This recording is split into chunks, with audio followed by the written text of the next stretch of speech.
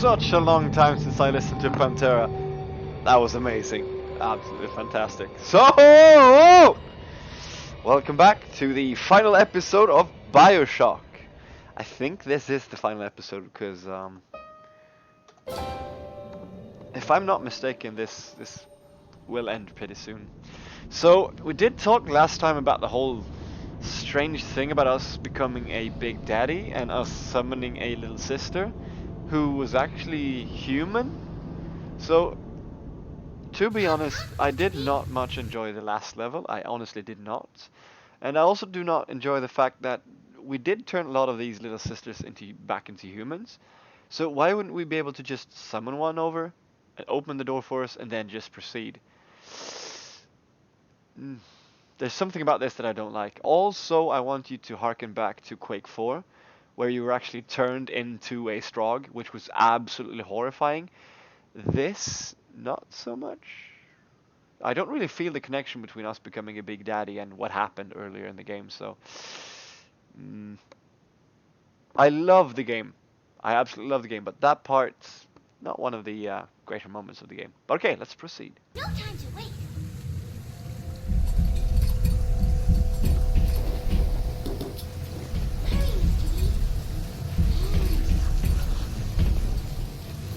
Hurry, Mr. Bubbles. I'm coming.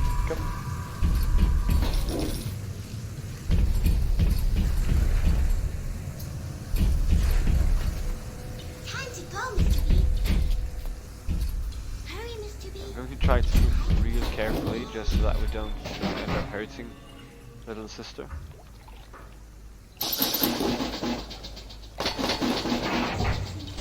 Oh.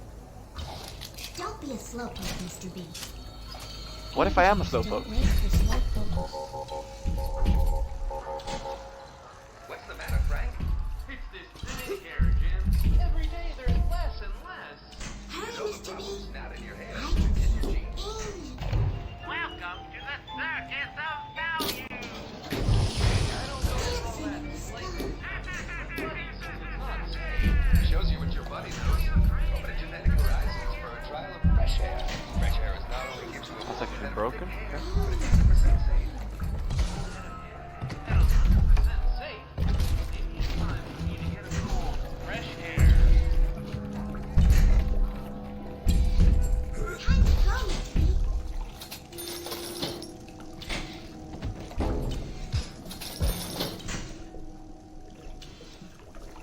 Hurry, Mr. Bubbles.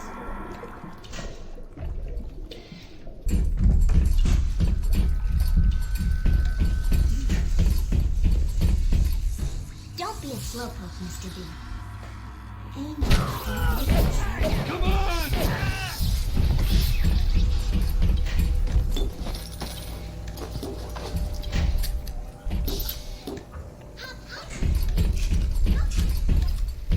Yes, let's hack this machine. I think we're going to need it.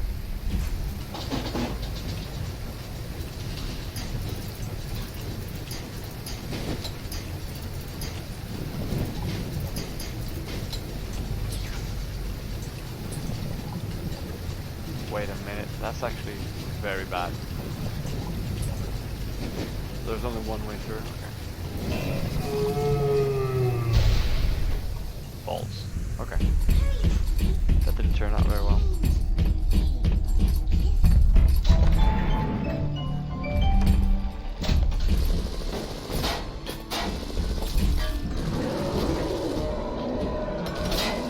Hurry, Mr. B.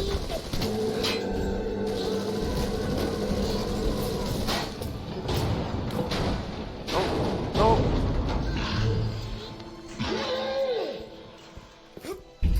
I actually feel sorry for these guys. I mean, No time to wait.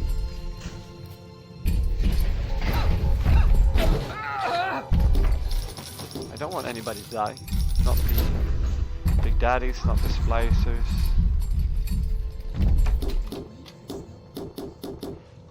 It's very tragic, the fact that everything's gone to like hell. Isn't there a saying? Everything's gone to Rapture? No, everyone's gone to Rapture? So that's bad. Inherently that's bad. Let's see if we can destroy it.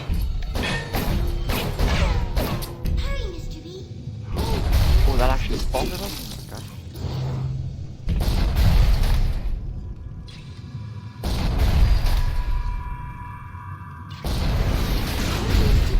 One more. I can see dancing in the sky. Ah, come on. Hurry, Mr. One down. Bubbles.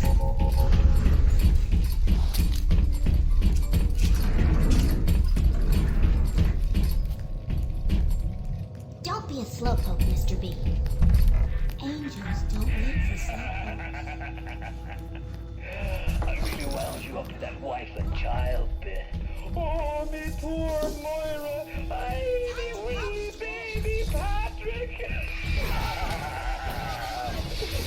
Maybe one day I'll get me a real family. They play well with the suckers.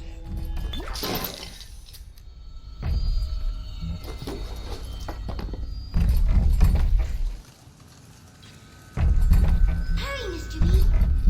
Angels are waiting for a kiss.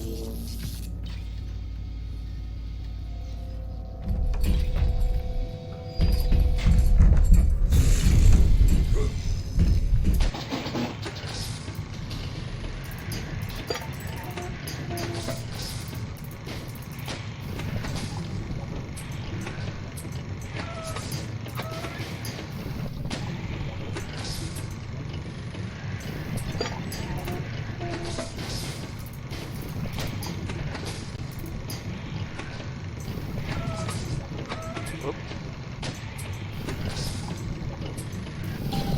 Hurry, Mr. B. I can see the angels dancing in the sky.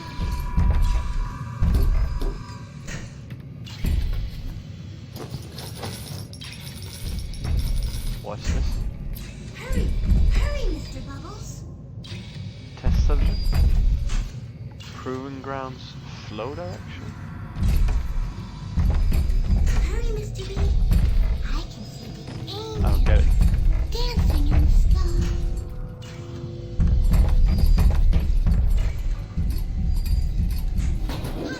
Mr. B, no time to waste. Time to go, Mr. B.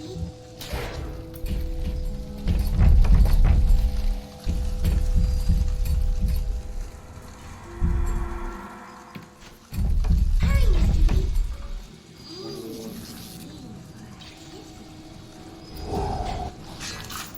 Yeah, so we can see that thing. It's just. Is that a flamethrower to it? Okay. Angels don't wait for slowpoke.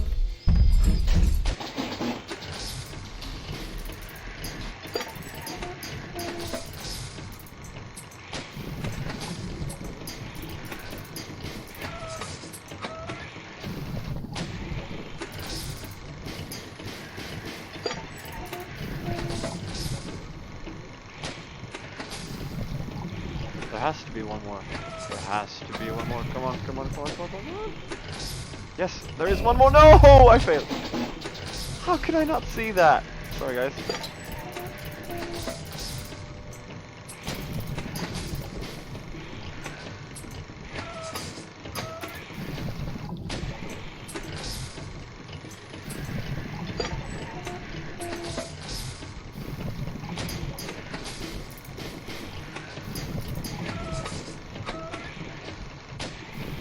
So now we need one. We're actually missing one of those again, aren't we? I should have gone straight down. I'm close though. Just not there yet. So.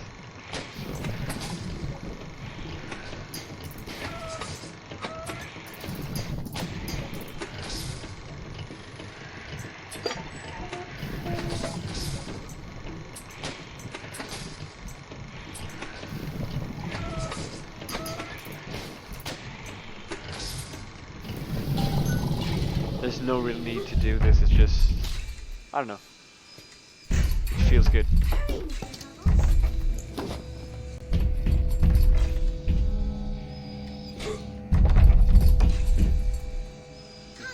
Mr.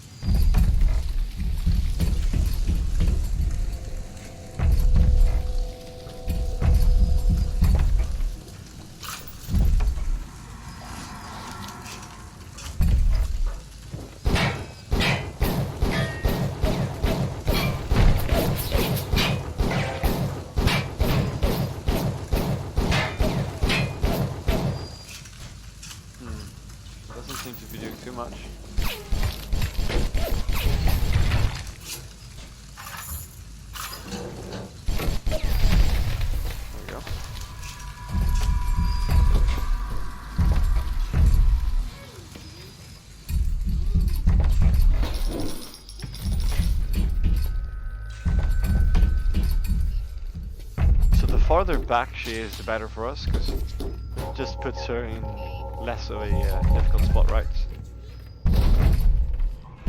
Only the little ones can open these doors. You must protect them.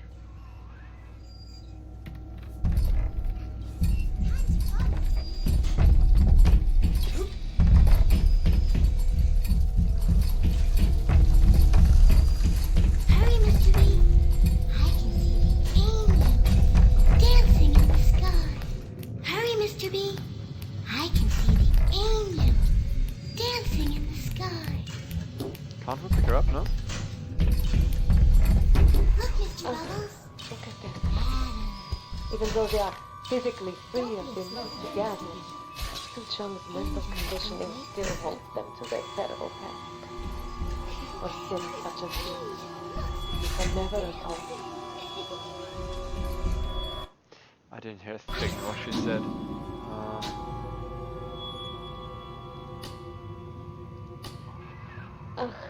Look at them. Even though they are physically free of their need to gather, Chum's mental conditioning still holds them to their terrible task. For sins such as this, they can never atone. Okay, here it comes.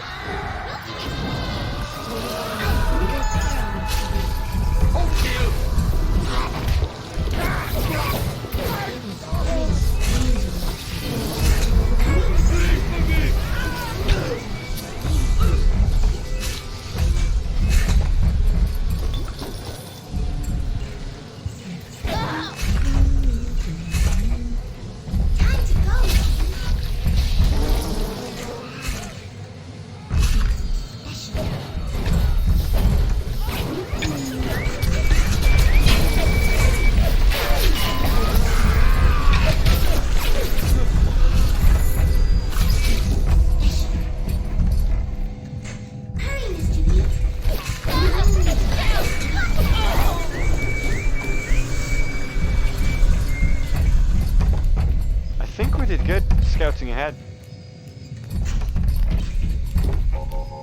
Don't be a slowpoke, Mr. B. Angels don't wait for slowpokes.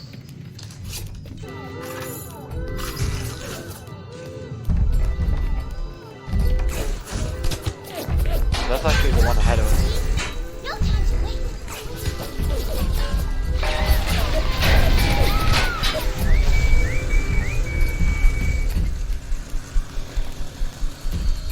Hurry, Mr. B. I can see the angel dancing in the sky. So we got one of the answers we were looking for. I guess I can accept that.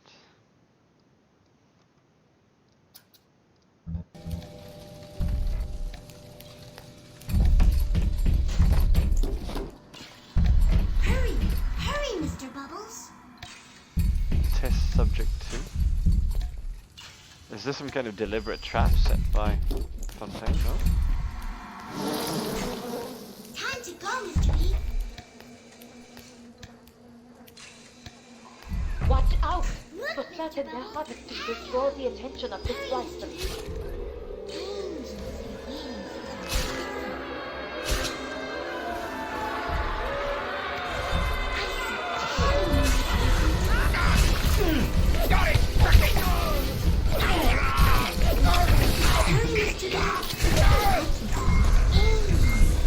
I thought I heard someone beating her. That would have been awful. Not on my watch.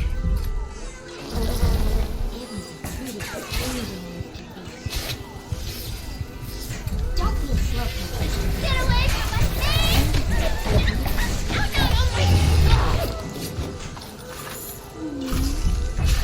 It looks sad, Mr. P. This angel looks like dancing. Hurry, hurry, Mr. Bubbles. Get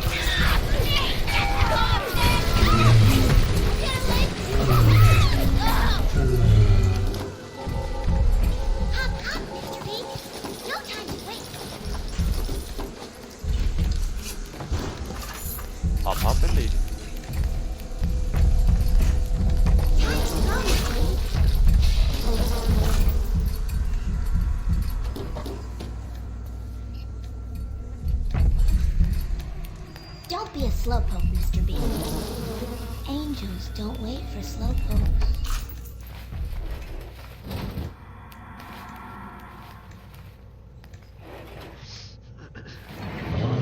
Okay.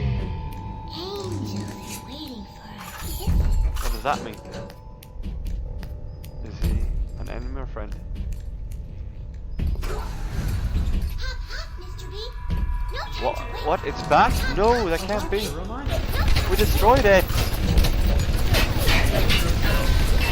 Come on. Great piece. Stay on the level. Out. Time to go, Mr. B. No, we destroyed the one on the other side. Sorry, little sister. Hurry, Mr. B. I can see the angel dancing in the sky. Damn it. Yeah, I thought I had a full safe plan.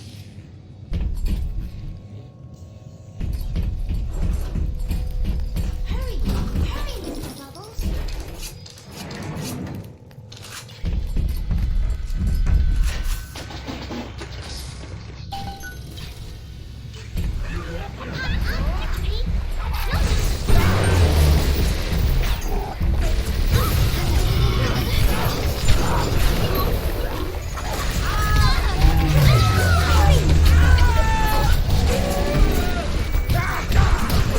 But luckily we have quite a big body. That means we can protect her from harm. Don't be slow. No, you stop that. Don't hurt her. I stopped once the whole time I was down here in this aquarium. Figured it was bad to mix business with pleasure, but Hurry, Mr. B. Is there some way we can heal her? all the nose candy and all polish I've been wasting time. This stuff is the mother's milk. Please don't run ahead. Hurry, Mr. B. Take it slow, please. Waiting for our kisses.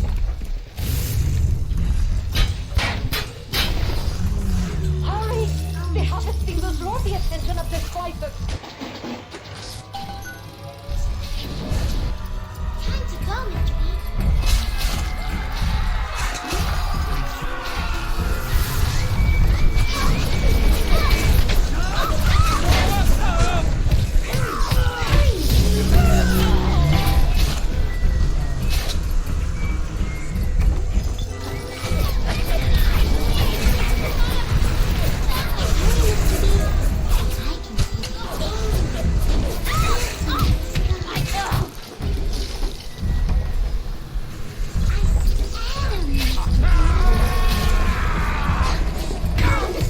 Get away from her this instant!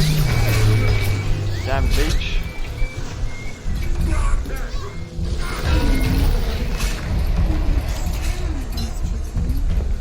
Yes, I know we're getting far away from her. You get there in time. Good job.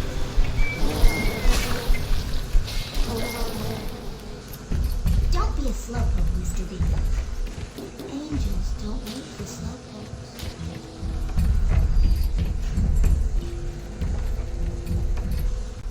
Don't be a slowpoke, Mr. B. Angels don't wait for slowpokes. Yes, I know, but please don't run away from me.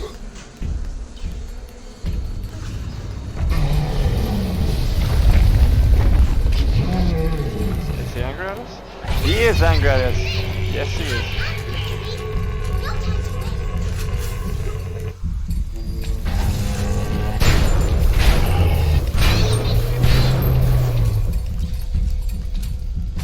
Hurry, hurry, Mr. Bubbles. Oh, damn it. Now she's standing behind us, so we can't actually back up.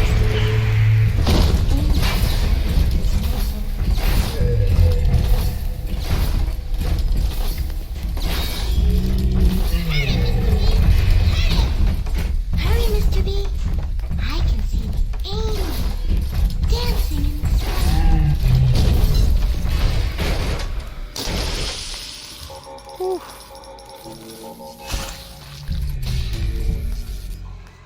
Better for the girls to be with you. Better with you than alone. Alone in the crawling darkness.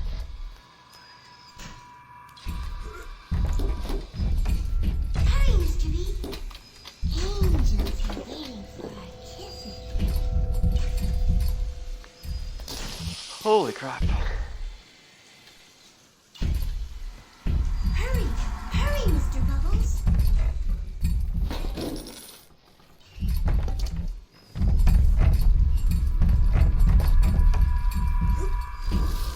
Don't be a slowpoke, Mr. B. Angels don't wait for slowpokes. Hurry! Hurry, Mr. Bubbles!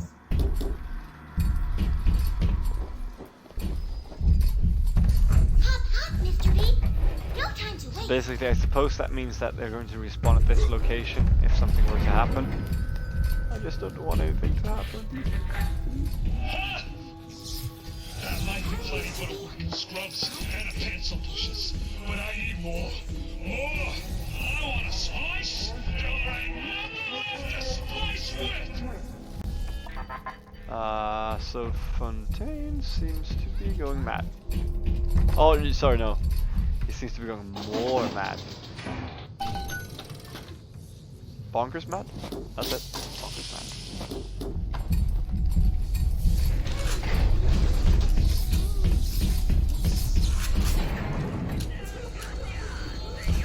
Oh, we did? We did it! Good job! You are reaching close. Awesome. There. I'm proud. You must use the needle of the little sister to drain Fontaine of his Adam. It is the only way. Okay. Ignore the lies of active versus parasites. Rapture is on the rise. Yeah, so basically they're loading us up for the final encounter, I suppose it is. What are you waiting for? Pick up the needle. I can't buy anything.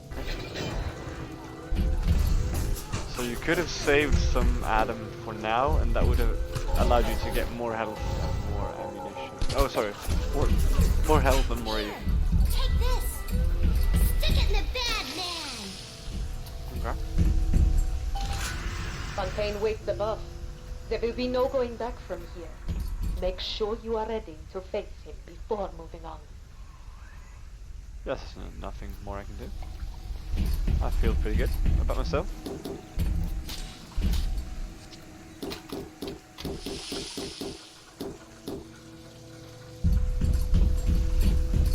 Let's see what happens.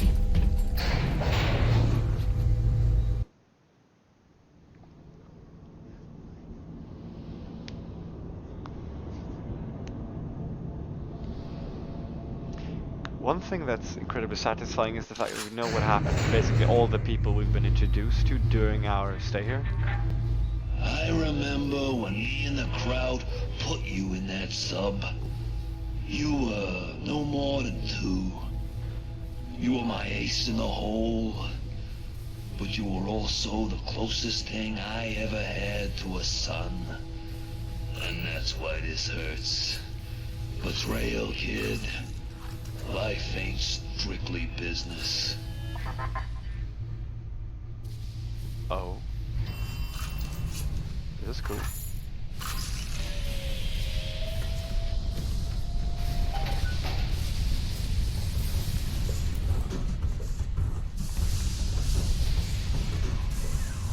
Go! Go now! Hit it with the needle!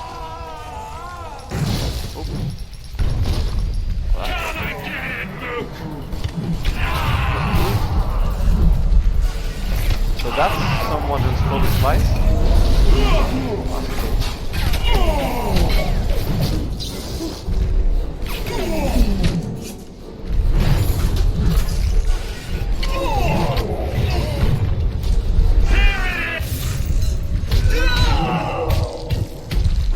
Remember the wrench? Huh? Have a taste.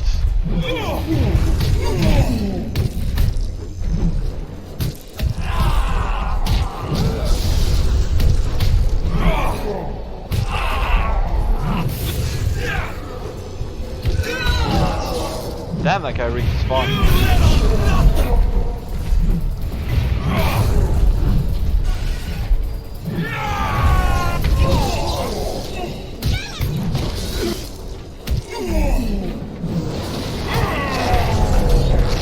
You think you got a shot at this? I'm barely getting started.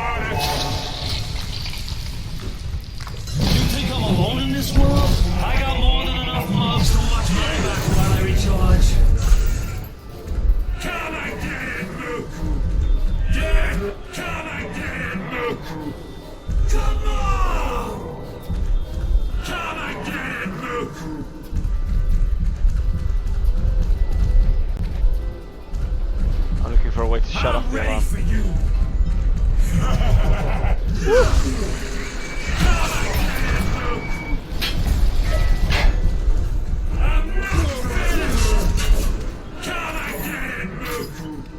Is that all you got?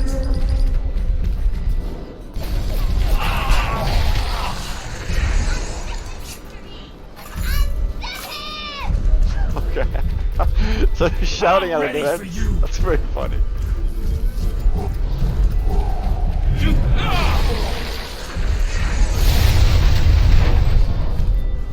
I'm not finished.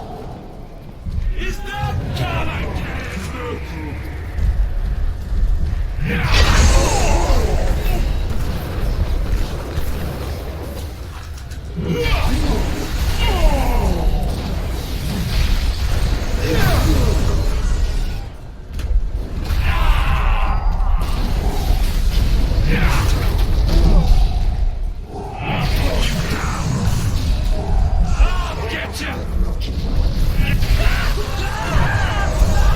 I see she has different elements to him.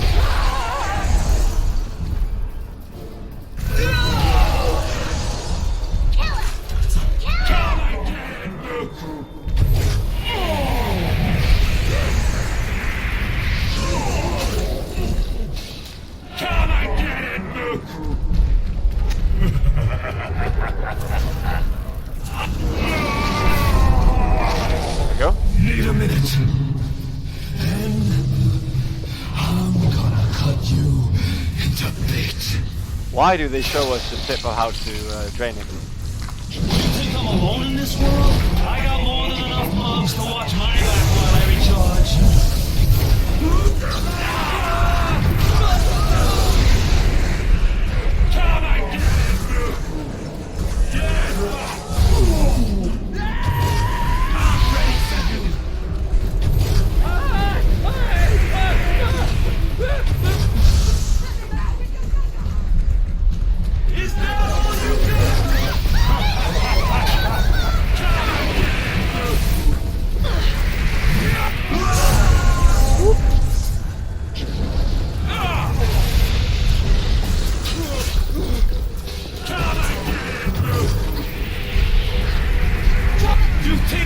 Oh, so she actually ran into the water? That's pretty awesome.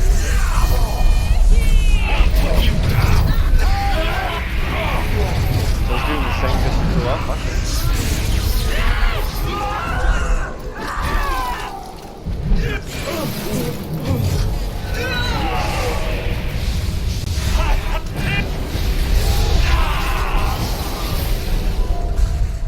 I'm not finished! You little come again, Luke! Luke? What does that even mean? I got no idea.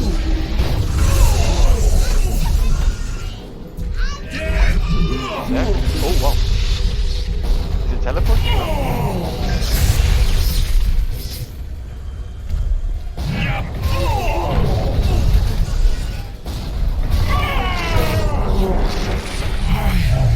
Good money for you. This is what I get.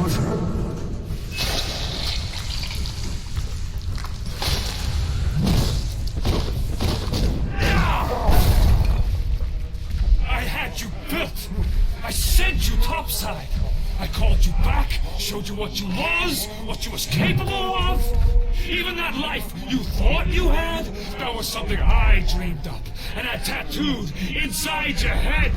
Now, if you don't call that family, I don't know what is. And now,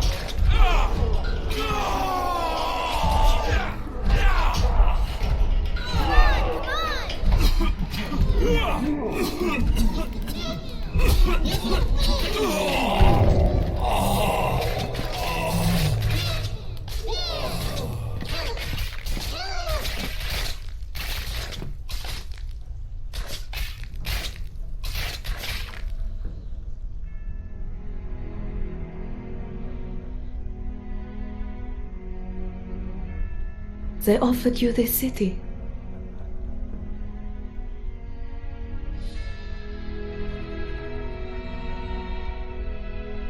And you refused it.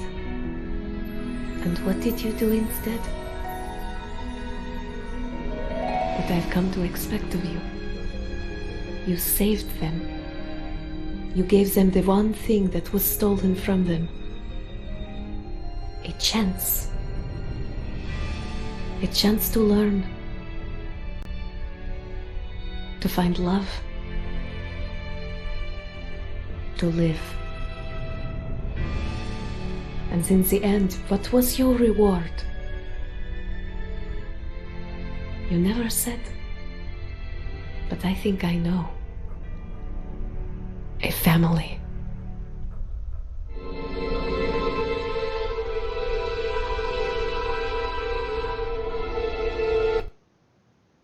Oh, no, I didn't mean to skip that. God damn it.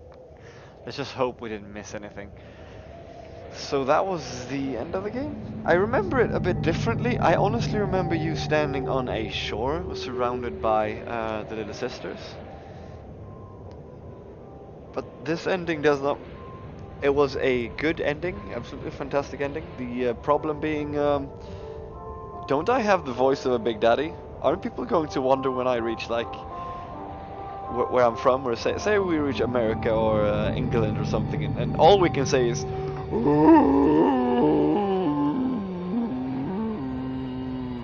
we go around knocking vents and stuff.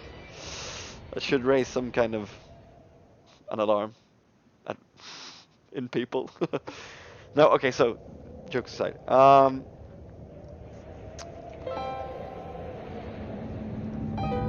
Not really sure what there is to say about this. So basically Fontaine spliced himself into stupor.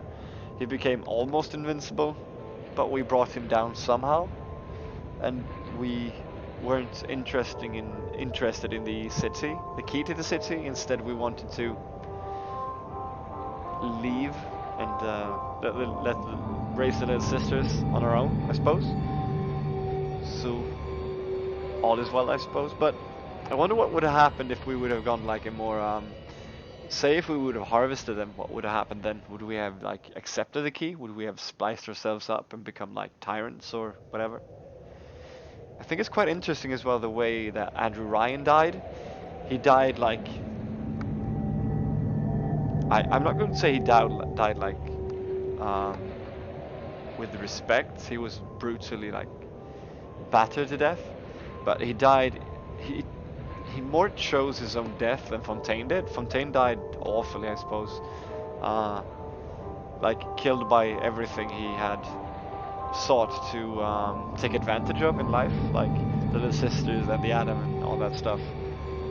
You as well, I think. The game doesn't really leave me with lots of questions. It leaves me with a feeling that I want to see more of Rapture. I want to like experience more of Rapture. I want to get into Rapture more. I want to know... I want more intricately to know more about the people in Rapture. Being a big daddy, like caring for a little sister, I think that's a good... Story-wise, that's excellent storytelling. I mean, but it should have been like a bigger part of the game, I suppose. Could have been that you had like a finite resource of little sisters, and you had to protect them throughout the game, or well, something. So exploring the game was great fun. Lots of the levels were good. I feel like the last two levels weren't that good. This whole little sister protecting mission and the turning into a big daddy mission. Those two missions weren't exactly great. I've also given some consideration to the thoughts of Bioshock being one of the greatest like immersive sim games. I don't really think Bioshock is an immersive sim. To be fair, I think it's a straight up shooter game, since you're actually following a straight path almost all of the time with smaller diversions where you can go like left and right, but ultimately you end up in the same place. You have to go to point A in order to get to point B, or you can take point A, B, C, and D like individually, but all the same, you need them all in order to progress. So for a immersive sim game, say like Thief or System Shock, there's just this giant chunks of the game that you don't really need to visit or see in order to complete the game. And that makes it an immersive sim. You only see as much as you want to see, you only experience as much as you want to experience when you play the game the way you want to play it. But Bioshock does not offer you that freedom, does it? No. Instead, you're wandering down corridors and you're exploring malls and like living quarters and the stuff. But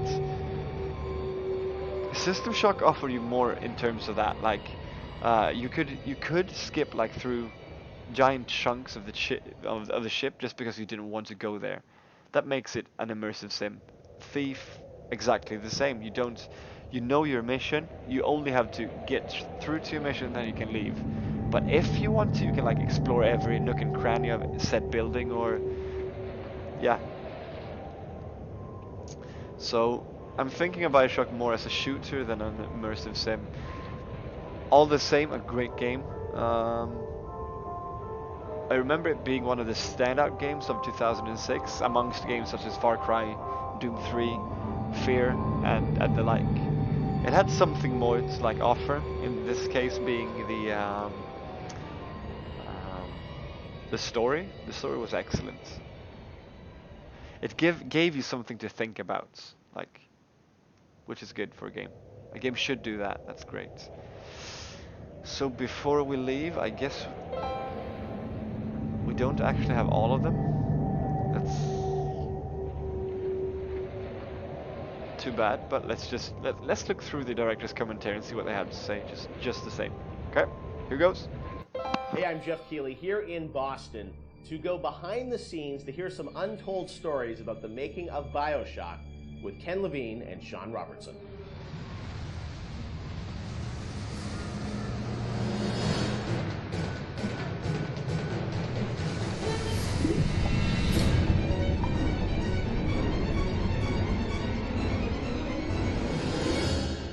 Let's talk a bit about the theme and setting of Bioshock, Rapture. I think a lot of people, when they played the game for the first time, Ken, they wondered, how did you even dream up this place? And I know you said publicly before that part of the reason you sort of, what led you to Rapture was this idea of fully simulating a place. Tell us about that sort of idea and the frustrations you had with other games where you sort of hit a bound. I think our philosophy was always to do what we were doing 100% rather than try to do something bigger and do it 50% or 40%. So one of the ideas of, and this sort of came from System Shock 2 as well, where you focus on an area that you can really bring to life and you kind of eliminate the questions of, well, why can't I go over the bridge to New Jersey? So we were able to really make a place, I think, that felt believable and real, even though in actuality it was really quite limited. But we just sort of dressed it with all these buildings outside that were all, were all basically glorified fakes. We let the story drive what we needed to show rather than some kind of like predetermined map which we set down, which is a little different than like System Shock 2, where we actually mapped a spaceship out deck by deck. Yeah. Because I don't know why the philosophy felt a little different there, because you want to feel like a real spaceship that was sort of stacked on top of each other. Rapture was free to sprawl across the ocean floor. Although you guys originally, John, were talking about doing this game on a sort of spaceship again, right? Yeah, when we first started talking about what the spiritual successor to System Shock 2 was going to be, Spaceship came up, but again, we wanted a limited environment, and we didn't necessarily want to do Spaceship again. And our first actual exploration of this space was underwater, but ultimately ended up looking like a spaceship. It just happened to have a couple of windows, seaweed fronds outside, and that started to push us towards what artistic statement that we wanted to make this look different, and what rules we were going to set for the world. How at every turn we were going to try to remind the player that they were in fact underwater and that this wasn't a spaceship. And how, like, underwater, we obviously know you did underwater, then sitting in the sky, like where did you come up with the idea of like doing this underwater? I think there was probably a conversation. It's like, well, what kind of places could be cut off from other places? Yeah. Like, well, spaceship, summer camp, any island notion, right? Something that's cut off from the rest of the world. Yeah. So you never felt like you should be able to go over that bridge to New Jersey. I don't want to apply some deep and meaningful conversation. I think it was one of those ideas that you just kind of say, and then everybody's, that sounds cool. Let's try that. Let's go for it. And I think it lended itself to having very nice views out the window without having to build an insane amount of unique assets. Right. By today's standards, we still were a small team back then. And there's an expectation that because you're underwater, the view distances are going to be short, so you can really kind of fade out into the fog at a short distance and not have the expectation that, why can't I see forever? So there's a lot of limitations in a good way that we put on ourselves by being underwater, as opposed to like if you're on a cruise ship, then you'd expect to see across the water and we'd have to deal with that. Same thing with an island. Or and a you city have in outdoor the sky. Yeah, exactly. Which was a lot more complicated. Yeah. So you came up with the idea of let's do this underwater, let's do this sort of isolated place. Then you had to answer the question of, why would someone build this? Is that sort of how it worked, sort of order of operations? You then had to come up with a story to explain? Yeah, I think we wanted a very believable reason why they'd be there. Right. And sort of the necessary isolation of the place sort of led to, well, what kind of person would want to do this? And I wasn't even particularly aware of the sort of political implications of what I was reading, but I'd been reading, I had read The Fountainhead. Right. By Ayn Rand, and I mostly thought it was an interesting story. Like, I didn't realize that people were sort of basing their sort of political lives around it, because I wasn't that tuned in to that stuff at that point. And so, but I love the dialogue and the kind of speechifying in it, because you can see a video game character speaking with that kind of certainty and that kind of confident philosophy.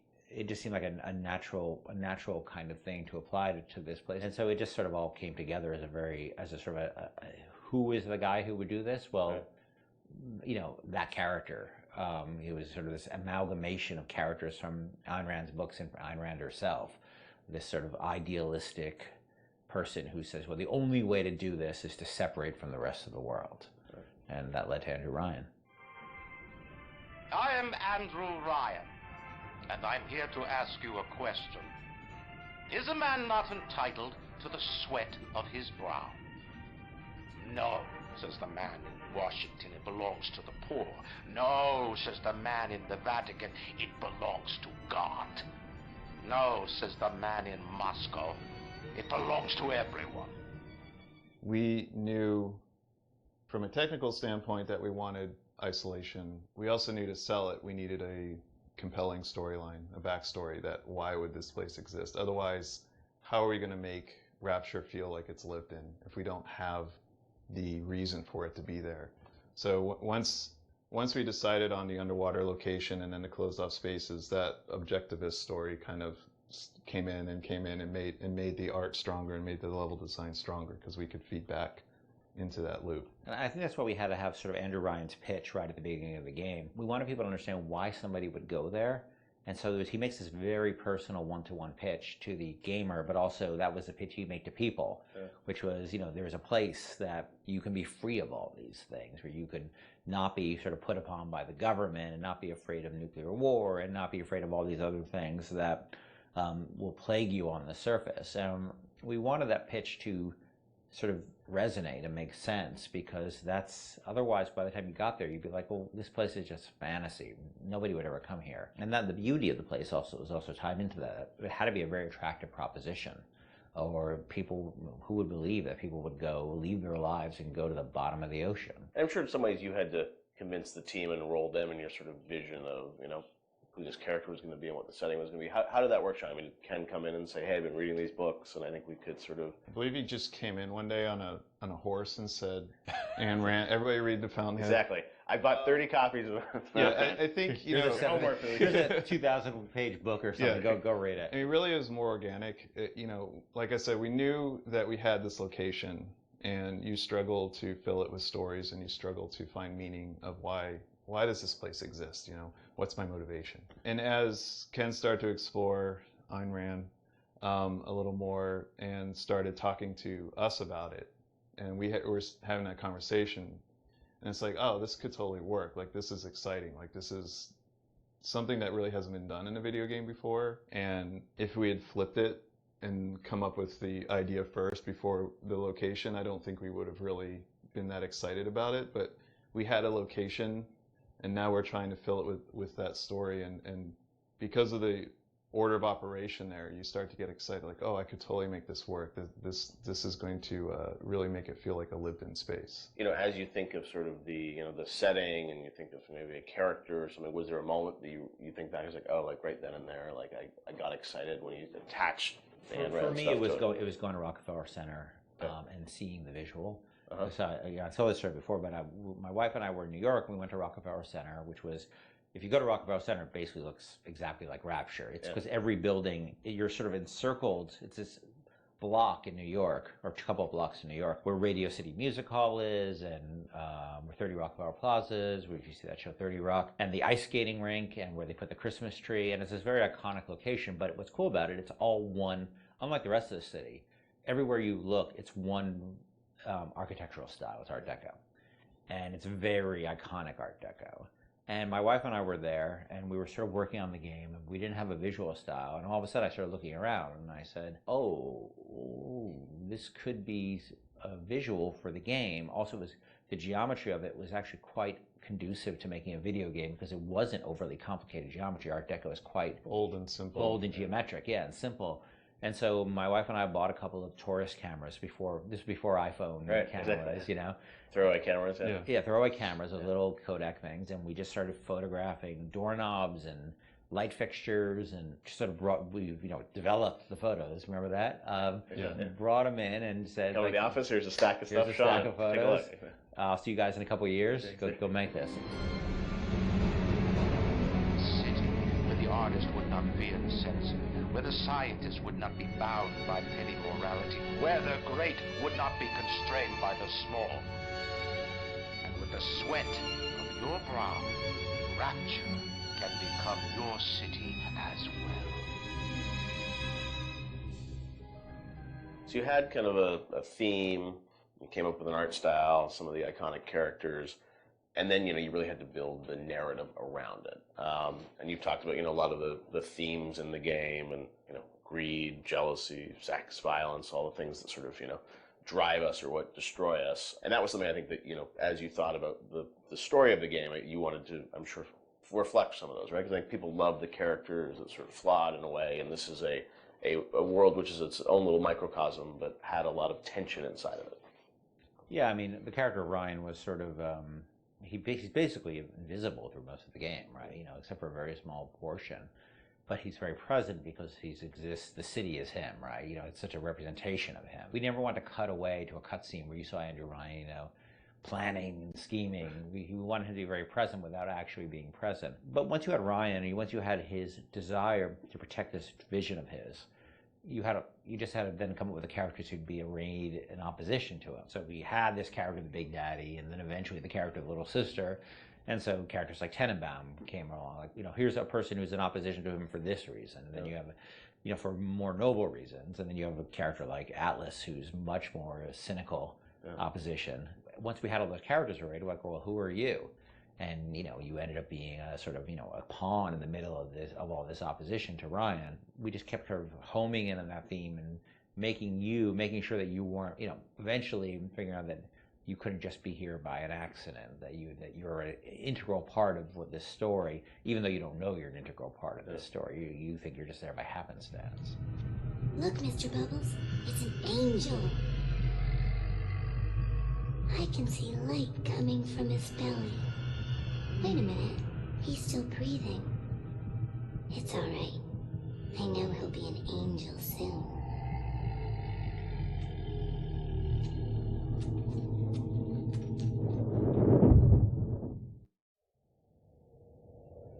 Part 2.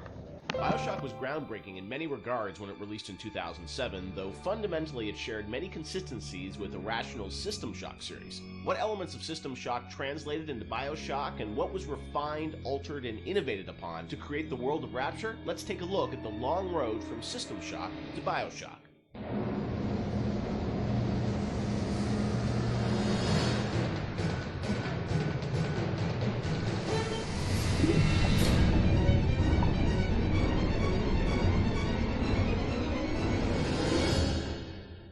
Everyone knows where the game ended up, but I think fans would be interested to learn where this game or the idea of doing this game started. And I think folks know System Shock and the legacy of that game, huge fan base. Did it start as a System Shock game initially? No, I mean, because Okay. we didn't have the rights to that, Yeah. right? We kind of felt that there was more game design to mine there. That it was sort of, we did that one game, and it was sort of the first game that really combined shooting and RPG, and it was a very small budget. It was a very small team, and it was the first game we had ever done. So we got pretty lucky, I think, in terms of how well it came out. But the odds were sort of stacked against it. And the team, was really enthusiastic about doing a game like that. And time had evolved, and the team was much more. We had done a bunch of games together, and we had a stable technology base, and we were like, okay, well, which System Shock 2 was not. I mean, that engine, no game had ever shipped on that engine. It was a very crude piece of technology. Most of us had never shipped a game at the time. So well, what if we had a stable technology base, and we had a team that was more experienced and more seasoned, and we had, an actual, like, art director, and which we didn't really have on System Shock 2. What could we do? And so I think there was a lot of enthusiasm in the team to really try to do a more mature version of that kind of game.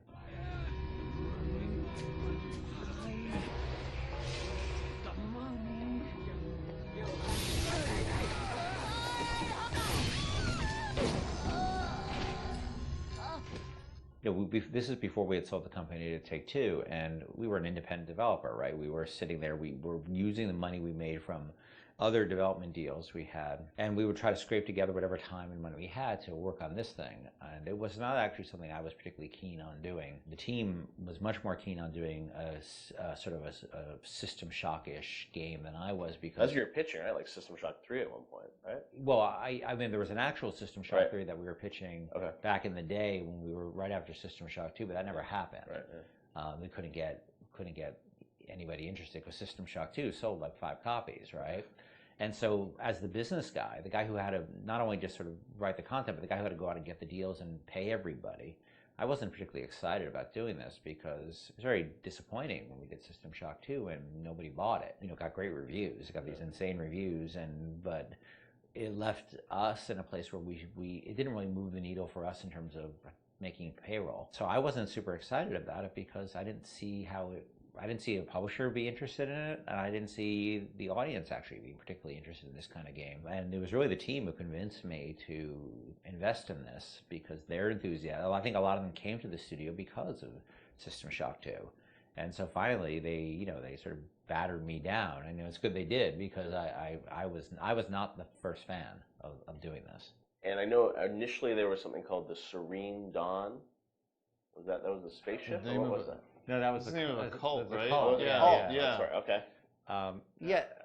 That one's, I think, been lost to the... If I remember correctly, Serene Dawn was a cult. You were playing as a deprogrammer that was infiltrating the cult, and your name happened to be Carlos Coelho, who was one of our programmers at the time. It's named after him, yeah. There was a story notion that I always really found interesting, which was that you have these cults, and you have sometimes people who they're these sort of characters who are really live on the edge of the gray morality, which is these guys who come in and essentially kidnap people out of these cults or rescue them, depending on how you look at it. Because what it really is, from a functional standpoint, it's a kidnapping, right? You're coming to an adult and you're saying, you're hired by their parents or whoever. And this was in the story, it was like a senator whose daughter joined one of these religious movements called the Serene Dawn, you said? Yeah, the Serene Dawn. And I always thought that was a really interesting tension of this hero who's basically a kidnapper and taking a young woman against her will out of the place that she was in. Now, you could also make the other argument that, well, she was not really there by her will. But there's a really interesting conversation that goes on there. I think there was actually a Kate Winslet movie, a Harvey Keitel, Kate Winslet movie, which dealt with a similar theme.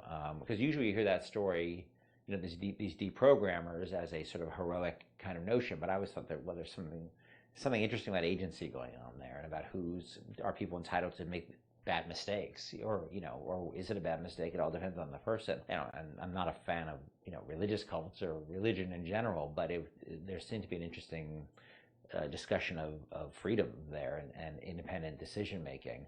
And I thought that idea was cool, and And that was sort of the basis of it for a while, but it was really mostly for the purpose of we needed something to go out and pitch to publishers. Okay. And so we know we didn't have a ton of time to really develop it, so that sounded like, all right, this will do for now. And was that pre-Underwater City? I mean, this was just like an idea for a story. We may have stepped away from that to do the cult thing, but then we went back to the underwater. No, we had that one room, remember? We had the one World War II room with the roaches on the ground and like these weird test tube things that you could walk around. I don't know where that fell. It could have been underwater. There was no windows. The thing is, we were a small business, right? And we were trying to like figure out a way to sell this thing with spending the least amount of money, because we didn't have any money. We didn't have a pot to piss in. So we would do this demo. That was one room basically, just to show. And I'd write up a document, and we'd take it around. And I'd fly around the country, be like, "Here's our room." It was a different time, you know. And we had just come off of SWAT 4. One of the advantages we had is that we were so familiar with that engine at that point that we could really start cranking through, you know, small rooms and lighting and making things look good. So I took it on the road to sell it to somebody, and nobody cared. We'd go to a publisher, and look, they have to make money, right? And then we'd say, oh, it's sort of a spiritual successor to System Shock 2, and they'd be like, well, how did that sell? And I'd be like, my mom likes it, you know. Yeah. And they would be like, well, we can't, you know. And usually we'd be talking to a fan. A lot of executives, like sort of junior executives, were fans of System Shock, and they'd go to their boss and they'd be super excited, and their boss would open up, you know, their Excel spreadsheet and be like, no, we can't do this. And I think the pitch probably evolved as we kept trying different permutations trying to sell, but we were also out there trying to sell like 2 or 3 other things at the time. We had a pitch for a game called Monster Island, and well, our SWAT 5 pitch was Zombie SWAT. Yeah, we had just come off of SWAT 4, which is like hardcore tactical, and we decided they wanted us to do another SWAT, and we didn't really want to do another hardcore tactical game, so we're like, what if we added zombies to SWAT? Like, you're a SWAT team that fights zombies and werewolves. That sounds awesome. And it was like, no, it doesn't. And this is before, like before zombies were a thing. Yeah. And so we came up with this thing called Division 9. Division 9, yeah. That probably would have been even a bigger financial success than Bioshock. Wow. But we couldn't get anybody interested in it. We didn't have enough werewolves in the demo, I think. We had 0 werewolves in the demo. Yeah, we were going to have werewolves, weren't we? Werewolves and vampires. That was the whole, really? Yeah, werewolves, the whole, vampires, like, zombies? just throw it all the Universal Studios monsters from like... Oh, wow. Yeah.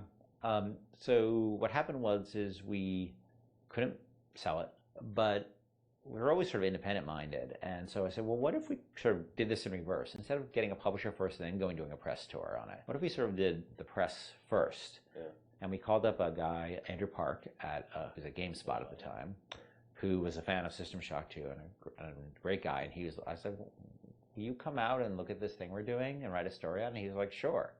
And Andrew flew out, and we showed him what we had, which is this very, very rudimentary thing about an underwater base. And he wrote up an article and sort of featured it as like, this is the spiritual successor to System Shock 2. And the next day, the phone started ringing from publishers who now all of a sudden saw that the article was getting all this pickup and all these comments, and people were excited. And that really, I think, put it over the top in terms of being able to sell it, even though it was not Bioshock at that point. It was called Bioshock, but it was not Bioshock. There would have been I don't think there would have been a game. We never would have sold it without Andrew coming out doing that. My belly's full of angel's blood.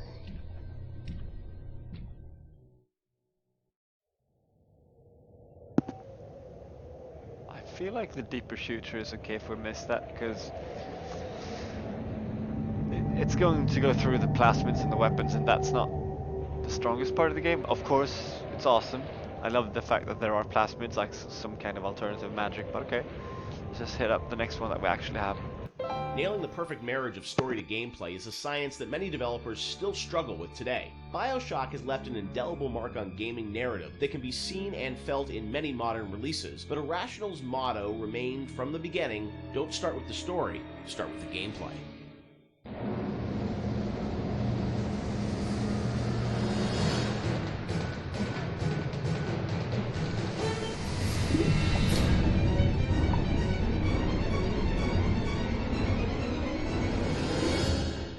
A lot of fans probably wonder about the process you go through in writing the story and the design for a game like Bioshock. You've talked about how it evolves over time, and what eventually ships is very different than your initial vision.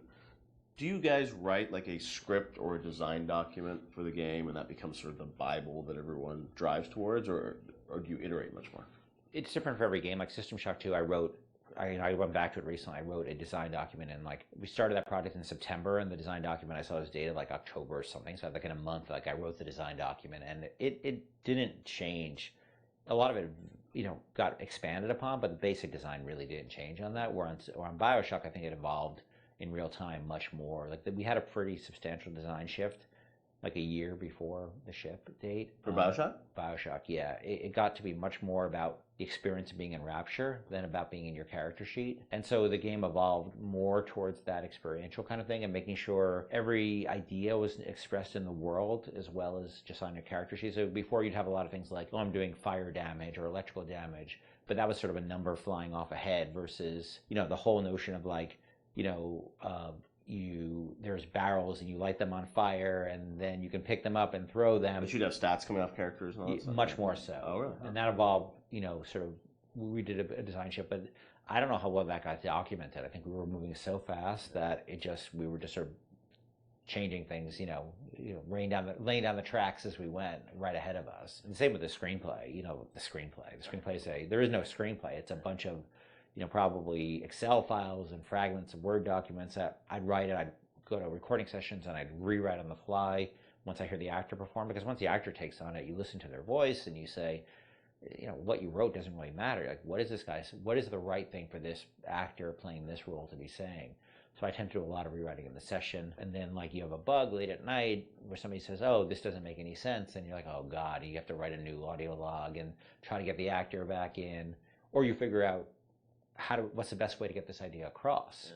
Yeah. And is it an audio log? Is it a poster on the wall? Is it a piece of text that pops up on the screen? And that's always depending on how much time you have and what actor availability is. So, the plans sort of fall apart. I think we've worked on that a bunch since on the new project we're working on where, we're trying to document things a lot better and keep things a lot more logical, but the train was running so fast on Bioshock that we just sort of... early on, we got the Andrew Ryan scene in, like we'd said before, and that was kind of like the keystone. Like, we're going to put a lot of work into this, so this can't change. Everything that happens before or after that don't really involve a lot of departments working together to make a scene, those things are very malleable, and if you need to change audio logs to represent a story, if you need to add lines or take away lines, that's very doable. And I think for a while we even had like text to speech. We even did that, I remember for Infinite with Booker and Elizabeth and all their dialogue, and that really didn't work very well because you'd have these dramatic scenes and it'd be like, Elizabeth, do we need to go to Comstock? And it just, it was almost had no value as far as I was concerned.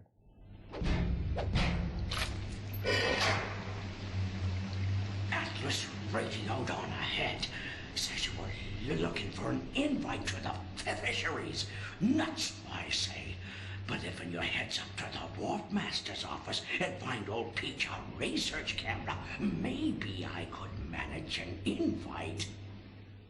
Ken has so much of, these games in his head, and you're sort of, you can keep it all straight, or try to, with all the different things and changes. But from the team perspective, Sean, because this is evolving and Ken's thinking in his head about how this all ties together, how does the team sort of keep up with, what the whole game is going to look like? There's a lot of specifics that can change. For instance, Atlas used to have a Southern drawl. Right. And then, we recast to the Irish. And we actually cast an actor, wrote the lines, did the whole thing, and realized that people hated that character and distrusted him from the first start. So we had to rewrite him, recast him, redo everything. Yeah. From a team perspective, you kind of get a sense on which things are going to be really volatile and that you probably want to push off till later, because if you work on it now, it might change. Larger themes don't tend to change too much, meaning we knew we were in Rapture, we knew we had Big Daddies, we knew we had Little Sisters, we knew we had Splicers, we knew what the arc of the story was about Jack coming into Rapture, and the specifics of this radio log versus that radio log didn't really affect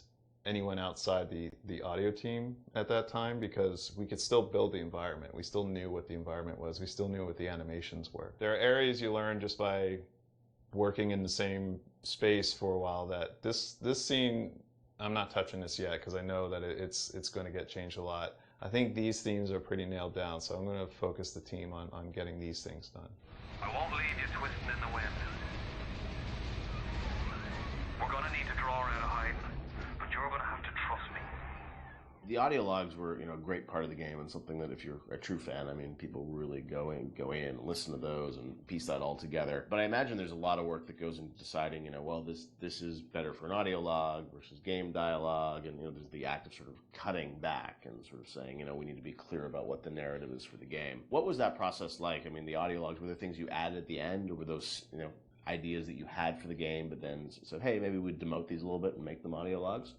As Sean was saying, there's sort of a hierarchy of expense that you have to face, and so any ideas you have to get across, especially as you start playing the game, you realize, well, this doesn't make sense, that doesn't make sense. You have to figure out how you can introduce that idea. And generally, as the train is moving, you try to think of cheaper and cheaper ways to get those ideas across. It's less important, it goes to an audio log. If it's less important, it goes to a poster on the wall. Well, there's also characters that you can bring in that have audio logs that aren't, Atlas, Tenenbaum, those are your big ones.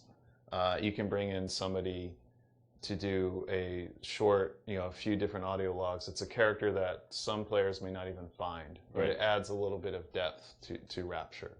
And it also, usually each character generally is about a certain idea, and we don't just sort of come up with characters, we have an idea problem that we need to solve, and so let's introduce a character who's this guy, and he will be the guy who sort of shepherds you through that idea.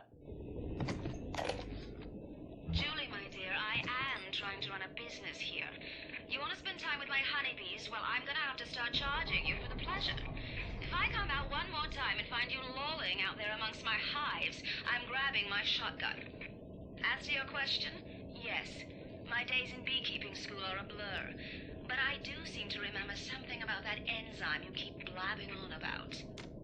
So as you're going through the game and, writing things, rewriting things, were there things with the original Bioshock that you've always been surprised that more people didn't pick up on, or was there something that, a connection to a character you thought was really going to resonate with people, which, didn't? Anything like that? No, it's the opposite. I was amazed, I don't know how you felt, but I was amazed how many people connected to the Would You Kindly stuff. Because I think it was when I wrote that speech, I don't think anybody on the team was like, oh my God, this is really this or that. And I don't think I really had any sense that people were going to connect to it. I think we ended up sort of over time finding more ways to support the notion throughout the game. Yep. And I don't think I really, until I heard Pat put together the revelation moment, whereas where you had all the bits that Atlas had said to you in the past building up, and then there was a visual that went along with that. That's when I realized it was going to be a really powerful moment. But even so, I still did I think people were really going to connect to it or really even understand it? Because it's pretty out there. And that it was meta commentary too. I think that completely, I think I thought oh, it's kind of meta, cool. But people connected to it in a much bigger way. Yeah, the choice to and everything, and also just, being able to kind of roll back and think of all those other moments throughout the game. And so, a great revelation like that, they're few and far between in games where you sort of then you want to play it again, and you're just oh wow, really, that does all make sense, right? Yeah, I think as a team, we were definitely proud of what we had done. But up till that point, SWAT 4 was the biggest game that we worked on, and we had no expectation of that anybody would pick this up. Or even Bioshock cosplay. I remember the first cosplay I saw with a guy in the Big Daddy suit, and his little daughter was in the kitchen cabinet. I think that was the first one I saw. I was like, what? Whoa, people know this stuff? That's insane. Yeah, people were building these outfits, and that only expanded with Infinite. I mean, that sort of went crazy with Infinite, with people cosplaying Elizabeth and Luteces and Booker. It meant a lot to people, and I don't think that's something we ever saw coming, and we're deeply grateful for it, because it's one thing to make a game and get good reviews and stuff like that. It's another thing to have things that people are having their weddings themed around it, and their tattoos and naming their children after characters. You can't plan for that, and I think the only way that could happen is if you just make something that you're deeply in love with and passionate about. I can say we were. It was something there's a lot of passion on the team about, but we didn't know people were going to take away what they did. Would you kindly? Would you kindly? Powerful phrase. Familiar phrase. Would you kindly? Would Would you kindly get this? Would you kindly find that? Would you kindly find that? Would you kindly find? Would you kindly get this? Would you kindly head to Ryan's office and kill the son of a bitch? Part of the challenge with that, though, is when people love fiction so much and they dive into, you know, every word written in every audio log and try and connect all the fiction, make sure it all makes sense. Are there any things from that game that you sort of look back and it's like, oh, wow, like we didn't explain this and we should have, or things that fans have misinterpreted over the years? There are things we think that we did that should have or shouldn't have been in the game. Like I was never a fan of having two endings, and I think that's what the publisher was asking you to sort of have a. That was the one thing that 2K, and they were very hands off. That was the one thing they insisted on, and it's not something I really thought was a good idea because they're still limited, even though they're multiple. They're still limited, and so that was something that we ended up doing. One of the endings was far better than the other one. I mean, there's no. It's clear that I was much more interested in the happier ending with the little sisters than I was with the nuclear submarine ending. I'm sure part of it was the idea that, you know, if this game is, if you're making a choice throughout it, I'm sure when some old people are like, oh, well, then it has to be a payoff, right? Right. Except the game was really about lack There of was no choice. choice. Yeah, right, Not being yeah. a choice. So Yeah. that always struck me as a tension that was weird. But you know, look, at the end of the day, they were putting up a lot of money, and you know, so I can't really complain. They weren't dictatorial at all during the development. So yeah, that was the one thing. But that's a game that I wouldn't have put the boss battle in, the final boss battle. Like we seem to end up doing that over and over and over again. Every time we start a project, I'm like, I'm never going to do that again. We're never going to do that again, and we end up doing it. Right. We're not good at boss battles, and that, you know, you're fighting that guy, and look, this is the naked dude. It just doesn't work. Totally makes sense. But and it works really pretty well up till then, but then it doesn't. It just doesn't work. That boss battle's silly.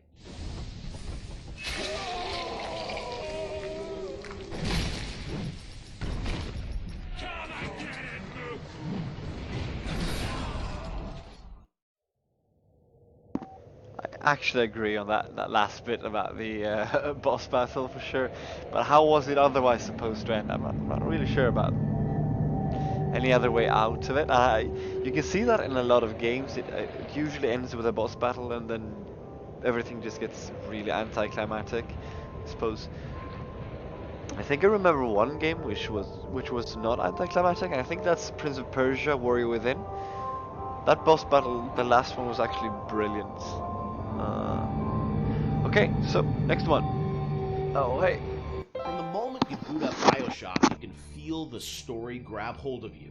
A plane crashes at sea, a mysterious lighthouse, a sprawling city beneath the ocean. Hooking the player from the first touch without overwhelming him with convoluted RPG mechanics was key to the success of the game and the skillful ramping up of Bioshock's legendary gameplay.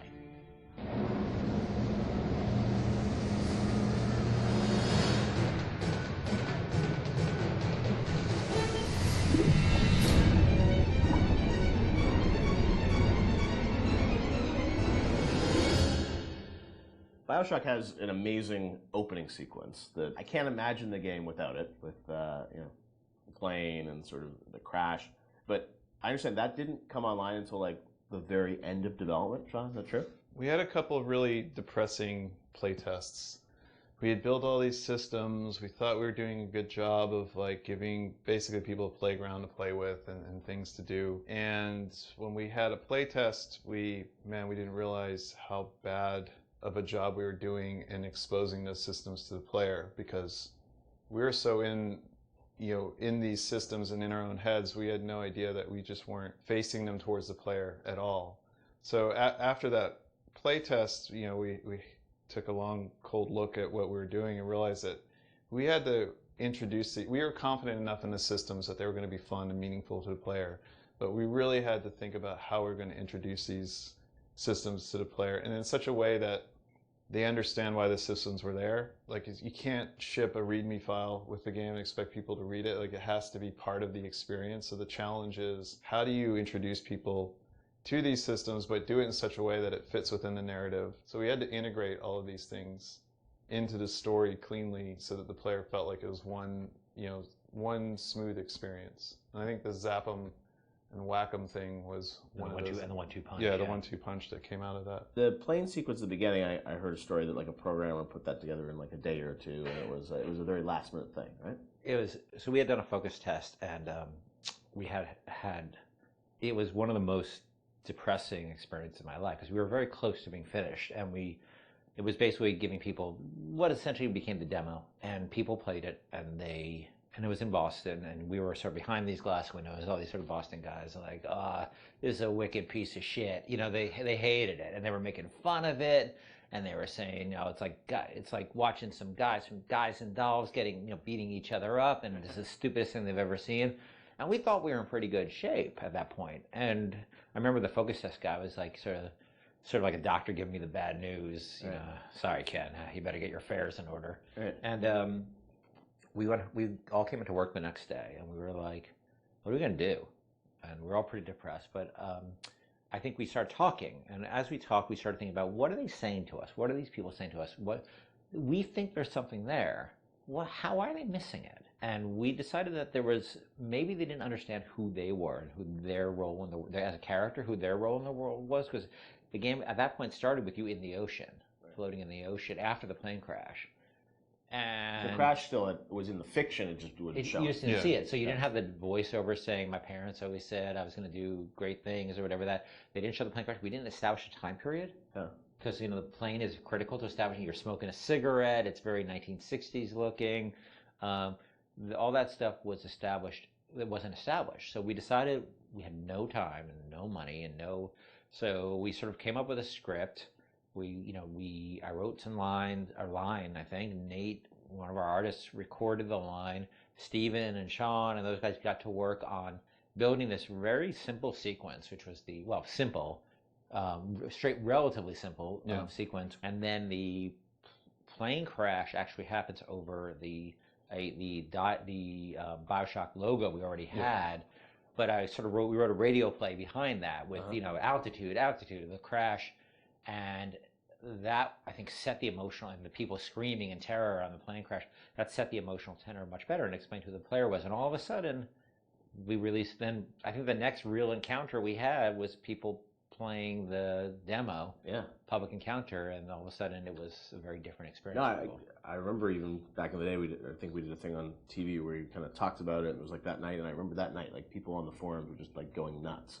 And even though the game had a lot of press attention, when people finally got to play it and go through that sequence, I just remember there was this mass sort of excitement around it, and then the game shipped only a few weeks after that, right? Or a month after that? A week later or a few days later. It's amazing, like now, to hear that, like, literally like a month before the game came out, like the playing sequence came online or something. I mean, it was that late. Right? Well, we still had to go through certification and all that. So it's like within. It wasn't far. It wasn't far. It was really last minute, and it was one of those things where like you really shouldn't be putting in content that late. Yeah. But we felt it. We were so close to having something good that we just rolled the dice on it, and we worked really hard on it. Like we worked really hard. I remember how much time I spent on just that recorded of altitude. I could still hear the different version of that in my head. There's been so much time on that stuff, and these guys were working on getting the animations right, and the scene was shot in engine, but we decided to pre-render it so that we had to do less QA on it. Right. It wasn't going to be some like weird streaming error or crash error. Wow.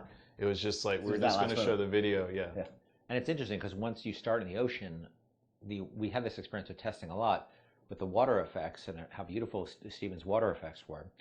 People didn't realize they were out of a cutscene at that point. And so they would just sit there and stare, and then they pick up the controller. And they pick up the controller, and all of a sudden they realize they were controlling things. But that, as Sean said, that part of the plane is not actually interactive. It was done in the engine, but we just filmed it. Now, as people were playing through the game and you were testing it, I'm sure there was debate about, when would you introduce these plasmids, or what would the ramp be? Did that change at all, sort of as you got towards the end of development, about like, we're going to give people the gun at this point, or it's like, we're going to trigger these plasmids at this point? Like, how did that work? So, like, we moved guns around. Like, for instance, there was a big debate about, originally you found a gun in the lighthouse, a pistol in the lighthouse. Oh, at the very right beginning. there, And because it's a shooter, right? Like, what the hell? And we had a lot of debates about it, and I feel that it was important that we didn't do that, because the fact that you sort of go through a lot of the experience without having the distraction of a gun is important to getting you immersed in the world. Because when you have all you have is a hammer, everything looks like a nail, right? But you don't have the hammer, so you just sort of had to take in the world and have that feeling of fear. And like, I know when you saw that splicer bounding around on the ceiling, that you couldn't do anything about it, and that had even though that's those are those moments, right? Like I remember in my played Unreal for the first time, where it's like you're trapped and there's a monster and you can't do it, and the lights go out. It's like that's the moment with the Splicer where you're like, I want to do something, but I can't, and that evokes an emotion.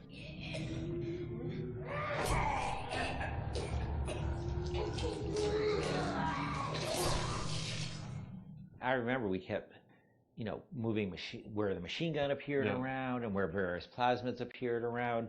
It was a real, it's a real fine-tuning process. Yeah, and it gave us an opportunity, like especially with the shotgun, to really present the weapons, like put some space between them. It's a moment when you finally... Yeah, I think we get the shotgun Paul sequence. Paul Hellquist was, he put the sequence together for the, when you see the shotgun laying in the pool of light. Like every game developer knows what that means, You know the minute you pick that thing up, something's going to happen, but it was still a very effective way, as I'm remembering it, to, oh look, I've been waiting for this thing, I'm going to pick it up, and now you have an immediate opportunity to use it, but at the same time we're trying to ramp up the tension level by having the splicers kind of on the outside of the light, so you can't really see them, and then coming in one at a time and attacking you. Yeah. And we had very few tools to really control how those splicers acted, so how they were set up and how the environment was lit was really important. There's even other things like when you get the TK plasmid, I don't think we had a lot of physical space and opportunity and time to really present that, so we came up with the narrative that, it was the doctor's office and he used TK to practice tennis. And we had the turret in there that threw tennis balls at you.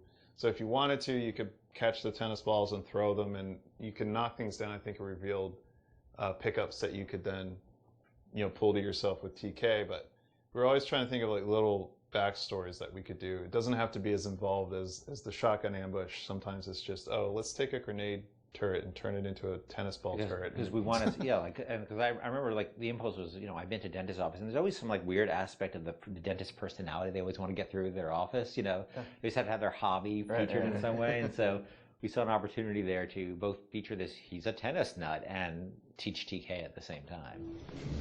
And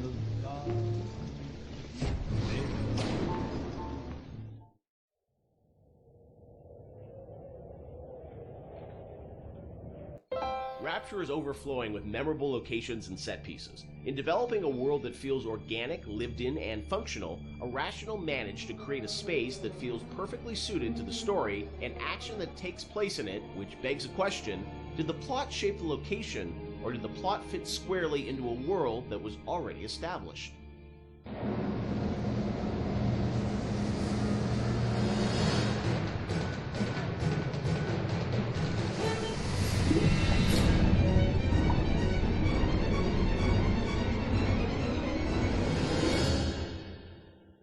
Let's talk about some of the areas in Rapture, because it's an amazing place, but also it feels like there's certain areas that are very well designed and that they have, a very certain aesthetic, and the characters in there, it all kind of comes together. Ken, do you have a part of Rapture that resonates the most with you still to this day? I think the opening is always going to be the most important to me, because it's we spent a lot of time there, and it was all, for me as a challenge, as a narrative guy, is sort of how do we set up a very complex series of events and a very complex notion, and all this, Andrew, with so much to tell, Big Daddies and Little Sisters and Andrew Ryan and the time period, and do that all without cutscenes. And especially, I think, the descent to Rapture, when you get in the bathysphere, getting that right, getting everything right down to the bathysphere, cresting the hill and seeing the city for the first time. Remember how much we worked on the timing of that, just getting that. And it took us forever to figure out that we should just put the slide projector covering the window. Again, in hindsight, it seems like such an obvious choice, but we were really trying to figure out, how are we going to tell this story of Ryan, and then reveal, so you can see the city beyond the hill. And also, we didn't have to show the whole transition going down to the bottom of the ocean, because the whole screen was covered. Spoiler alert. I think that's the part that will always be near and dear to my heart. Yeah, I mean, for me, it was Kashmir. Yeah.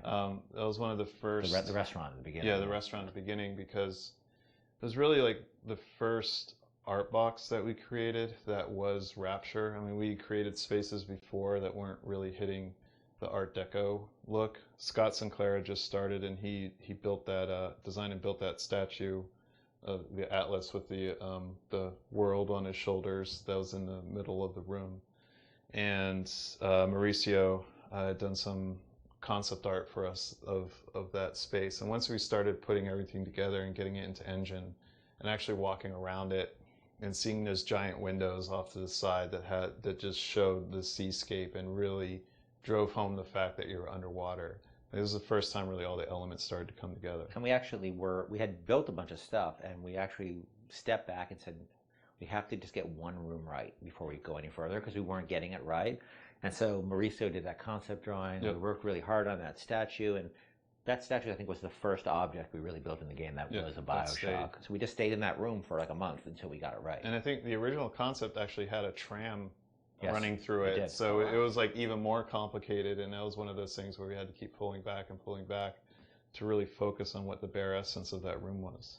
Were there parts of Rapture that you never were able to realize that you sort of still The missed? zoo. The zoo. People We talked had a about Fort zoo Frolic, right? that I was excited about. Not everybody was excited about the zoo, but I don't know why I was excited about the zoo, because it would have been a nightmare. We had another area that was prior to Arcadia that was more of a straight up agriculture, forest type of area. Before we had the bathyspheres, we had a whole sort of subway transport system in Rapture, which we spent a lot of time thinking about, and then just realized that these little submersibles would be a much more realistic and much better solution. And you were going to be able to move between locations in that subway system? Yeah, much like the bathyspheres, but they were much more integrated throughout the space, and we really want to support them. And we just realized it was not really relevant to what we were doing. Were there certain locations or areas where you knew a certain narrative point, needed to happen? Like you look at, the reveal of sort of Atlas's true motivations. Like, was that like, oh, we've got to do it this level because it fits the story? Or was it more that you sort of like, you had the game laid out in a certain order and you just layered the story on top of it? I think the big one I can think of is that you encounter Ryan in his sort of like, that he would live in an area of industry. Okay. So he lives in this very industrial area because that's where he would feel most comfortable. And that we wanted his office, his lair, to sort of be not in some, residential zone, but where he wants to wake up and smell the grease fires and, and the machines and the smoke. That's in his lifeblood. Industry is his lifeblood. But it also had to be very theatrical. Like if you look at it now, it doesn't look like an office. You kind of know it's an office because the story is telling you that. And we had some old technology that was laying around in the game that would control environment settings. So old system that we had would let you do high pressure, low pressure, medium pressure, and those would affect lighting and other like post-process things in the world. And that was a system that was cut, but because the code was in, we were always trying to figure out ways to use it. And one of the ways that we used it was in the Andrew Ryan sequence, because we didn't have a lot of narrative storytelling tools. We were basically switching the atmosphere to get all the lighting changes. So whenever a light changes in that scene, we're telling the game that the atmosphere is changing. So, and then the preset atmospheres come in and shine the spotlights on them or bring up the house lights when we need them to. Because very, very early on, you could change the pressure in the areas, and that would change how explosions work and all this stuff like that. And we just couldn't figure out how to make it gettable for the player. We couldn't make it feedback, but we still had all those. That moved a lot of levers in the game, so we still had the system. So we used it for the sort of theatrical cues of the, very theatrical cues of Ryan appearing, the lights going down where you are, and the lights coming up where he is, because the engine didn't have those tools by default. The assassin has overcome my final defense, and now he's come to murder me. In the end, what separates a man from a slave? Money? Power? No. A man chooses. A slave obeys. And there was a great sense of sort of artistic progression as you went through the game too, and that each level had its own sort of voice. Was that something that a lot of games as they move further in development, it's like, oh, we sort of ran out of time. We can, it's like we're just going to sort of repeat this and change the color palette. It felt like, for the team, it was very defined from early on that you wanted each sort of level, which they were levels back in the day, to feel distinct. Yeah, we had sort of experimented with that back on System Shock 2, back when every Doom level looked pretty much like every other Doom level, because they were just working on the same set of assets. we decided with our very rudimentary tools in System Shock 2 that we would progress with color. Yeah. And every deck would feel different from a color standpoint, even though most of that was lighting, or textures, nothing really more. Yeah. But we had the tools to actually, sort of theme levels. I think a lot of this goes back to, I think my first memory was actually from when I was 1 year old at the Montreal World Expo. Remember when you were 1? Well, I remember being at something at this World's Fair, which I didn't realize, I think was in 1967, when I was 1 year old, a little over 1 year old. Wow. And I was on a theme park ride they had and I remember being at this thing where a big bat flies out of this sort of thing and comes up. I don't know why I was a 1 year old was on this ride. I'm not sure, sort of a haunted housey kind of ride. And I remember loving it. And I think that stuck with me. So the notion of sort of theme parky themes and settings, and Disney World does a great job with this. You can go to Disney World, they theme areas. So themed areas are something that always resonated with me. And Bioshock sort of always has had this notion of feeling of theme in different areas, much more than the real world has. Like you walk from building to building, most of them you can't really tell them apart. You walk from walk from a floor of an office building to another floor, it's not going to look any different. But we always felt that was really important. And there's also, if you look at SWAT 4, saw some early experiments with this, especially like the serial killer's house level in SWAT 4, which is probably one of the most dense levels that we ship, but you were trying to tell a specific story with that. And going straight into Bioshock and using the same exact engine that we were using, and we were very comfortable at that point with how the engine worked and how to art up these rooms, gave us a leg up when we sat down and really thought about what stories are we specifically trying to tell. And one of my favorite anecdotes from this time period is with Sander Cohen. I think it was Nate Wells and Stephen Alexander sat down one night, and they came up with a backstory for every dead body that you find in that space, and then they told that story with the props that they could.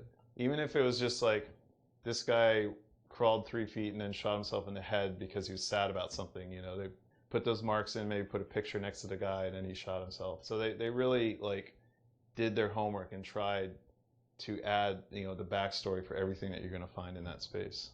I got Atlas's goons hitting us non-stop and 2 dead mechanics just this week. We need to control costs.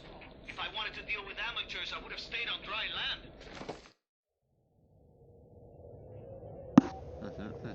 Okay. To me, this is like gold. I love seeing these things. Iconic and haunting, the Big Daddy and Little Sisters of Bioshock immediately captivated the public's imagination. Big Daddy encounters defined the Bioshock experience, creating new mechanics and techniques that had not been seen before in gaming.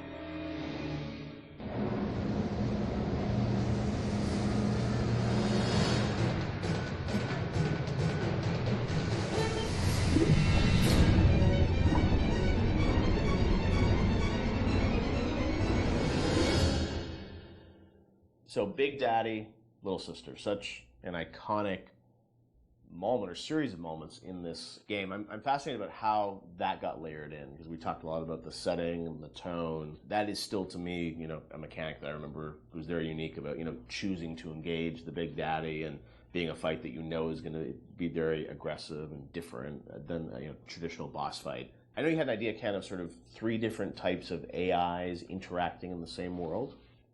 Yeah, we were sort of I was trying to think of AIs you hadn't seen before, and this was still pretty early. Like 10 years ago, a lot's changed in 10 years. So AIs were still pretty much enemies who saw you and came after you. Zigzag, shoot. Yep, and then that was really the focus, is how you make them, use AI better at you.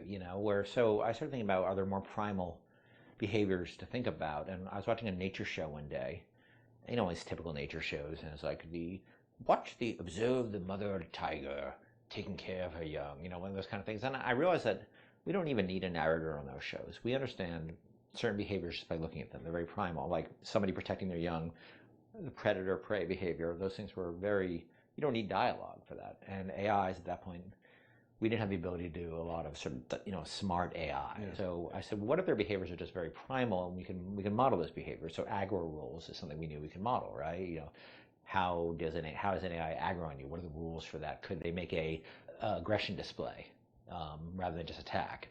and can another character appear afraid and hide behind the skirts of another character? And we started talking about these things, and the Big Daddy became very quickly, the actual form of the Big Daddy became very quickly as sort of this protector creature. The little sister took a lot longer, ironically, even though it's a much simpler notion in a lot of ways. The initial idea came out of sort of watching a nature show, and we're trying to work within our constraints of making, we couldn't make super complex AIs.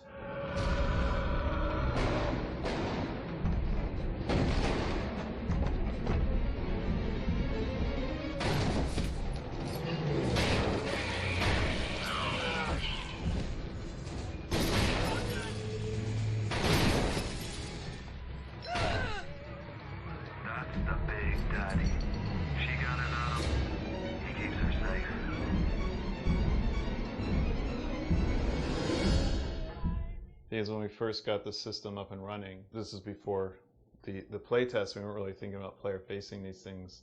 And we had this entire system set up that completely simulated what would happen. And you'd play through the vertical slice and you walk into a room and everybody's dead because the system would work perfectly. And you weren't there to see the fight. Yeah. And we track they weren't called Little Sisters at the time, but we track how much they were harvesting, and it was all like a Command and Conquer level simulation. Yeah. And players didn't care or notice. Yep. And so we just abandoned all that stuff.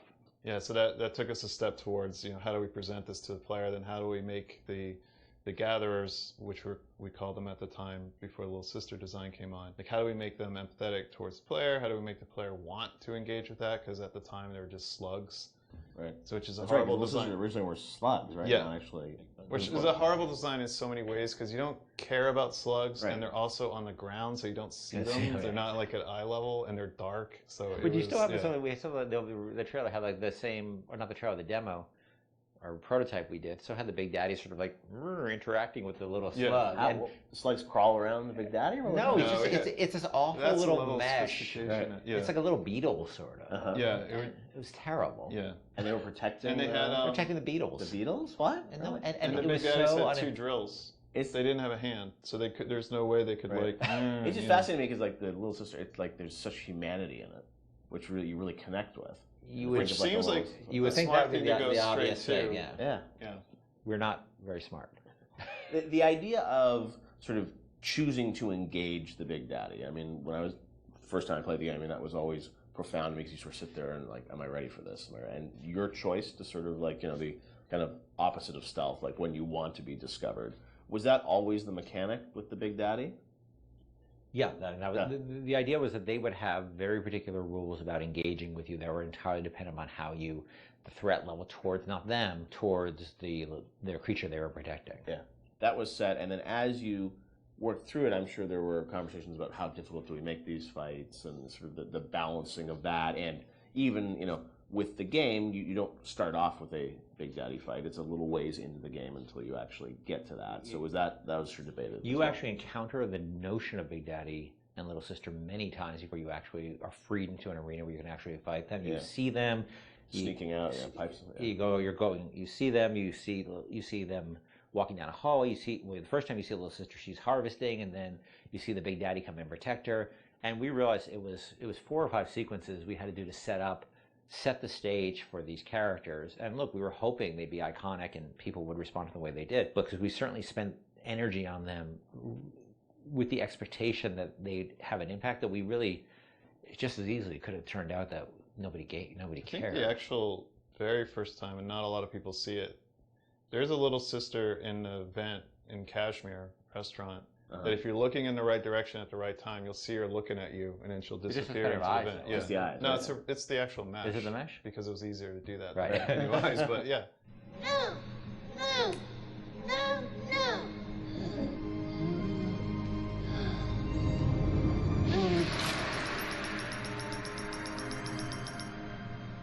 Thank you. The path of the righteous is not always easy. The thing as you play through the game, I think the moments with those sort of encounters certainly stand out to the player. For you guys, as you were developing it, Was there a debate about how often to sort of have those encounters? Like, like how many big daddies would there be? How would that play out? I mean, was that something that sort of changed as you... No, I think we decided there would be 3. I think it was 3 per level. So 3 and 2 in smaller levels. We did have a third big daddy that was mostly finished, but we couldn't make it fun. Like that last 10% of an AI is always like, where's the fun? Like, how do you really make it? I think they put it into Bioshock too, didn't they? They might have, yeah. They might have, I don't know. But it was fully rigged, fully animated, but we just didn't have the time we needed to really, really polish it. So we ended up shipping with the bouncer and Rosie. Hunting the Big Daddy, that demo was a huge moment, I think, in the game's kind of marketing campaign. And that really, I think, sold the tension of that battle. When you showed that, did the entire game feel like that, or was that really more of just like a vertical slice of what you wanted the game to feel like? That, at that point, was more what we wanted to feel like, because the Big Daddy had a lot of problems at that point. But we were confident we could do that. Like, we wanted to make sure that was an experience we could deliver on. And it was like it functioned, but it would do really weird things. Like, it had this tendency at the time to, if you did the wrong thing, that it would turn into basically a super ball and start like a tiny little super ball. The Big Daddy would go, turn to a super ball and start bouncing off the ceiling and walls like a million miles an hour. Do you remember why you did that, or what was going on? I'm sure it was some physics bug that yeah. And so that actually happened. Sometimes we were doing the demo, and Joe Falstick, who was the guy running the demo with me in Barcelona, was very good at making sure that he turned away from the Big Daddy. Like, oh yeah, I guess we killed the Big Daddy. He must be dying over there. But so all things were functional, but they weren't really. They didn't have all their bells and whistles on yet. It was really good for us because it sort of gave us some confidence that people would respond to just the notion of watching Little Sister and biding your time and choosing your moment. Well, it gave us confidence, but it also gave us a tool that the development team as a whole could gather around and say, we want to make it like this. Like, yes, a lot of elements in that demo were scripted, but they provided a framework for us to go back and how do we make that so it's not scripted? How do we make this robust enough so that the player can actually use these systems? Yeah. So it was something that we could point to and say, all right, how are we going to do this? Like, let's break it down and let's figure it out. Yeah, and that was like in September, and actually the game was done in February, March, so we weren't that far off. Yeah. A lot went into it in those final months, but it was a big confidence boost for us because we thought it was the most important thing about the game, besides the world, was this sort of Big Daddy, Little Sister concept. And if people didn't care about it, it would have been a problem for us because we spent a lot of time on it.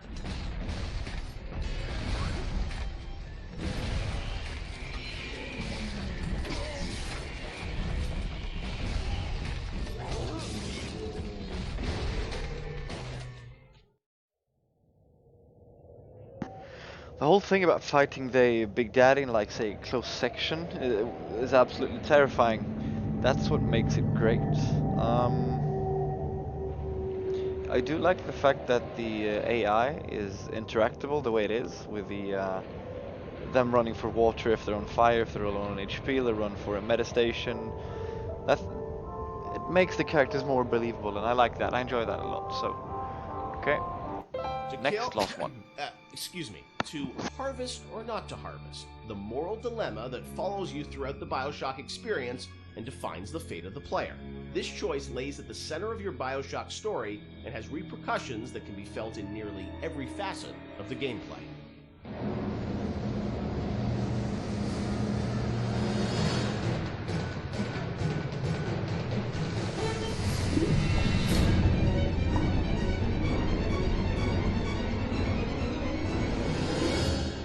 Part of Bioshock's lasting legacy, of course, are the Little Sisters and this moral choice that presented itself to the player.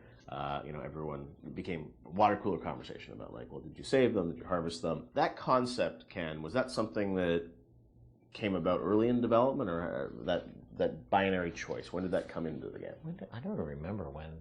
I mean, we had the concept of them being protected, but I can't remember when you actually certainly chose. wasn't. When there were slugs, it was not meaningful. I think there was. Do you salt it? Do you not salt it? Yeah. There were resources that you could get, but there was no choice there, right? The choice was, do I want to fight the Big Daddy or not? Yeah. I think once we got into the realm of they have to be empathetic, the player has to have some feeling towards them, which you're not going to get from slugs. Right. Then we start seeing that opportunity there of like, okay, nobody's going to want to do harm to these girls, or do they? Like, and do we allow them to? It was we weren't comfortable with it at first when it first came up that we could. I think it was important that it was a way to reflect the sort of larger economic questions of a world like Rapture, where where the economy drives everything. Are there any limits to economic decision making versus moral decision making? Because that's sort of what the Randian notion is that it's not the role that you don't sort of legislate morality. Let's try to take that to an extreme and see where that ends up. And Little Sisters sort of became that. And in this world, they became a commodity. And the question we have for the players, are you willing, they're a commodity to you as well, potentially, or you want to participate in the commodification? There was, I think, a fair amount of nervousness internally at the publisher about it for a little while, but pretty quickly they were able to sort of say, look, we trust you guys, and go, do this. And I only had a few, the press, and this sort of happens over and over again, the games press worried a ton about it and would wring their hands about it. They ever recognized it was a setting topic, but that it was done to a larger purpose, that it wasn't just sort of like, hey, this is the game where you kill children. And whatever, that was a sensitivity. I know that you guys wanted to call them little sisters, not little girls, and it wasn't it wasn't killing them, it was harvesting them. And I mean, you did some things probably on purpose, right, to sort of you weren't doing anything vicious to them, right? Well, I mean, you do sort of, they do sort of disappear out of you, and a big slug out of their belly, comes up that you. Well, we didn't want that to be graphic. We wanted to be very clear that you were killing them. Yeah. But it was not intended to be a prurient in terms of, hey, this is a simulation of pulling a sea slug out of a little girl's belly. But we wanted you to understand that you were making a very diabolical moral economic pact there. And we think that came across, and I think it came across well enough. And I think the test of how well it came across is, I think most people didn't really thought of it as am I willing to do this thing or not? Right. And people would tell us stories how their girlfriend saw them harvesting, and then they literally slept on the couch that night. Right. And that's an interesting, that was interesting how people connected to a 3D mesh that's really no different than any other 3D mesh in the world. This little sister, she's not a person. She's a 3D asset, a virtual 3D asset, right? That has a voice actor connected to it, who's an adult woman, and nobody was actually getting harmed, but people still emotionally connected to them and made an emotional connection. And also, I think when you're playing, you don't really know what the impact of that choice is. Yes. And that's sort of the curiosity of you're a gamer, so it's like, am I going to game the system? Which one should I pick? How does this impact things as you go through the game? It's never really fully clear what that choice is going to lead to, right? And the ambiguousness of that was something you wanted to sort of create mystery around throughout the game? Yeah, we went back and forth a lot about what the rewards for harvesting versus saving would be, and actually I think we should have really pushed further that the rewards for saving were much more, should have been much more meager than the rewards for harvesting, just to really sort of push you up against the wall and say, are you going to stick by your moral guns here? Because you're going to pay for it.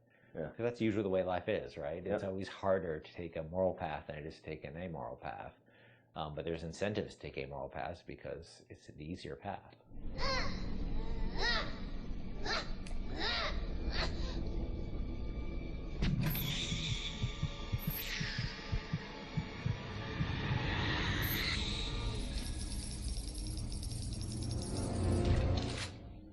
As you play through the game, eventually you get to the ending, and as we know now, there were sort of two endings that were affected by that choice.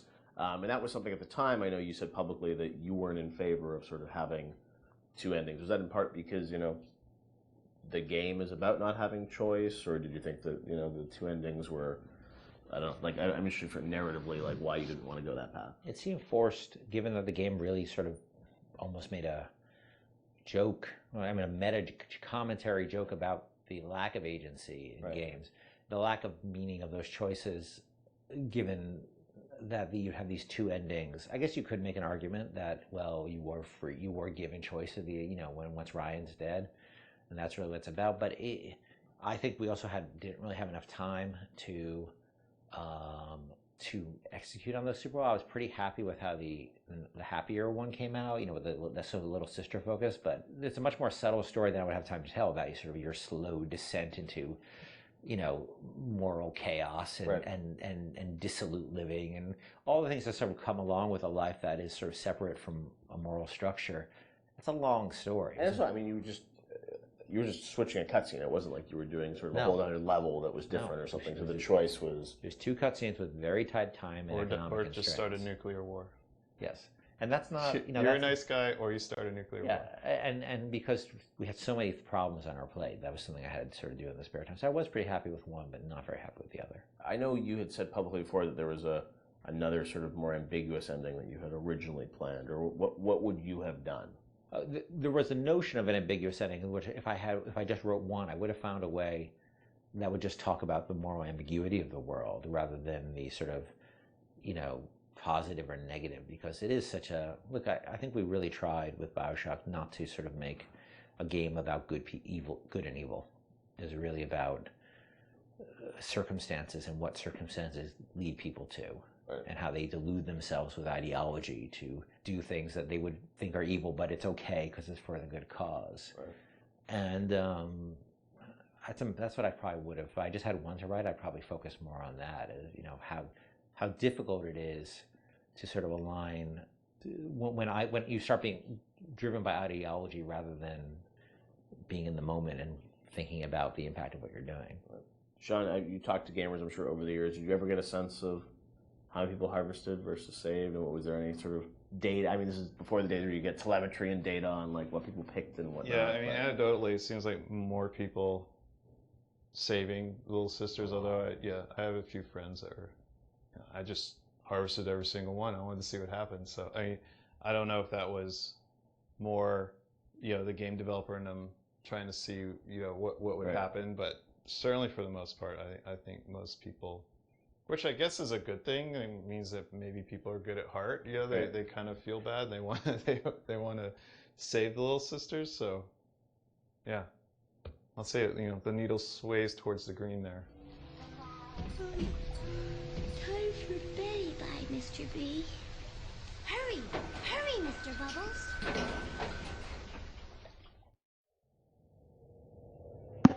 Okay, I see. Okay, so last one. Here goes. The illusion of choice is a thinly veiled dynamic that drives many single-player gaming experiences. And while many developers spend a lot of time trying to convince players that choice is real and authentic in their games, the truth more often is that choice is a superficial concept in gaming narrative. Bioshock confronted this idea head-on, searing into our minds a innocuous 3-word phrase with an unforgettable new meaning. Would you kindly?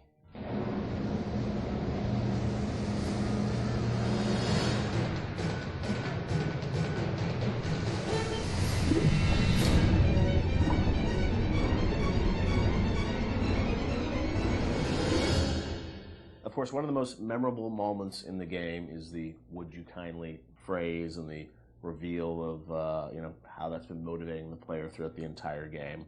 It's still, to me, one of the most classic kind of narrative moments in games in the past decade. What's interesting about that phrase is that it didn't always start like that. Can you tell us sort of about the evolution of sort of the the conditioning of the player? And there was once Excelsior was the phrase once. Yeah, this is.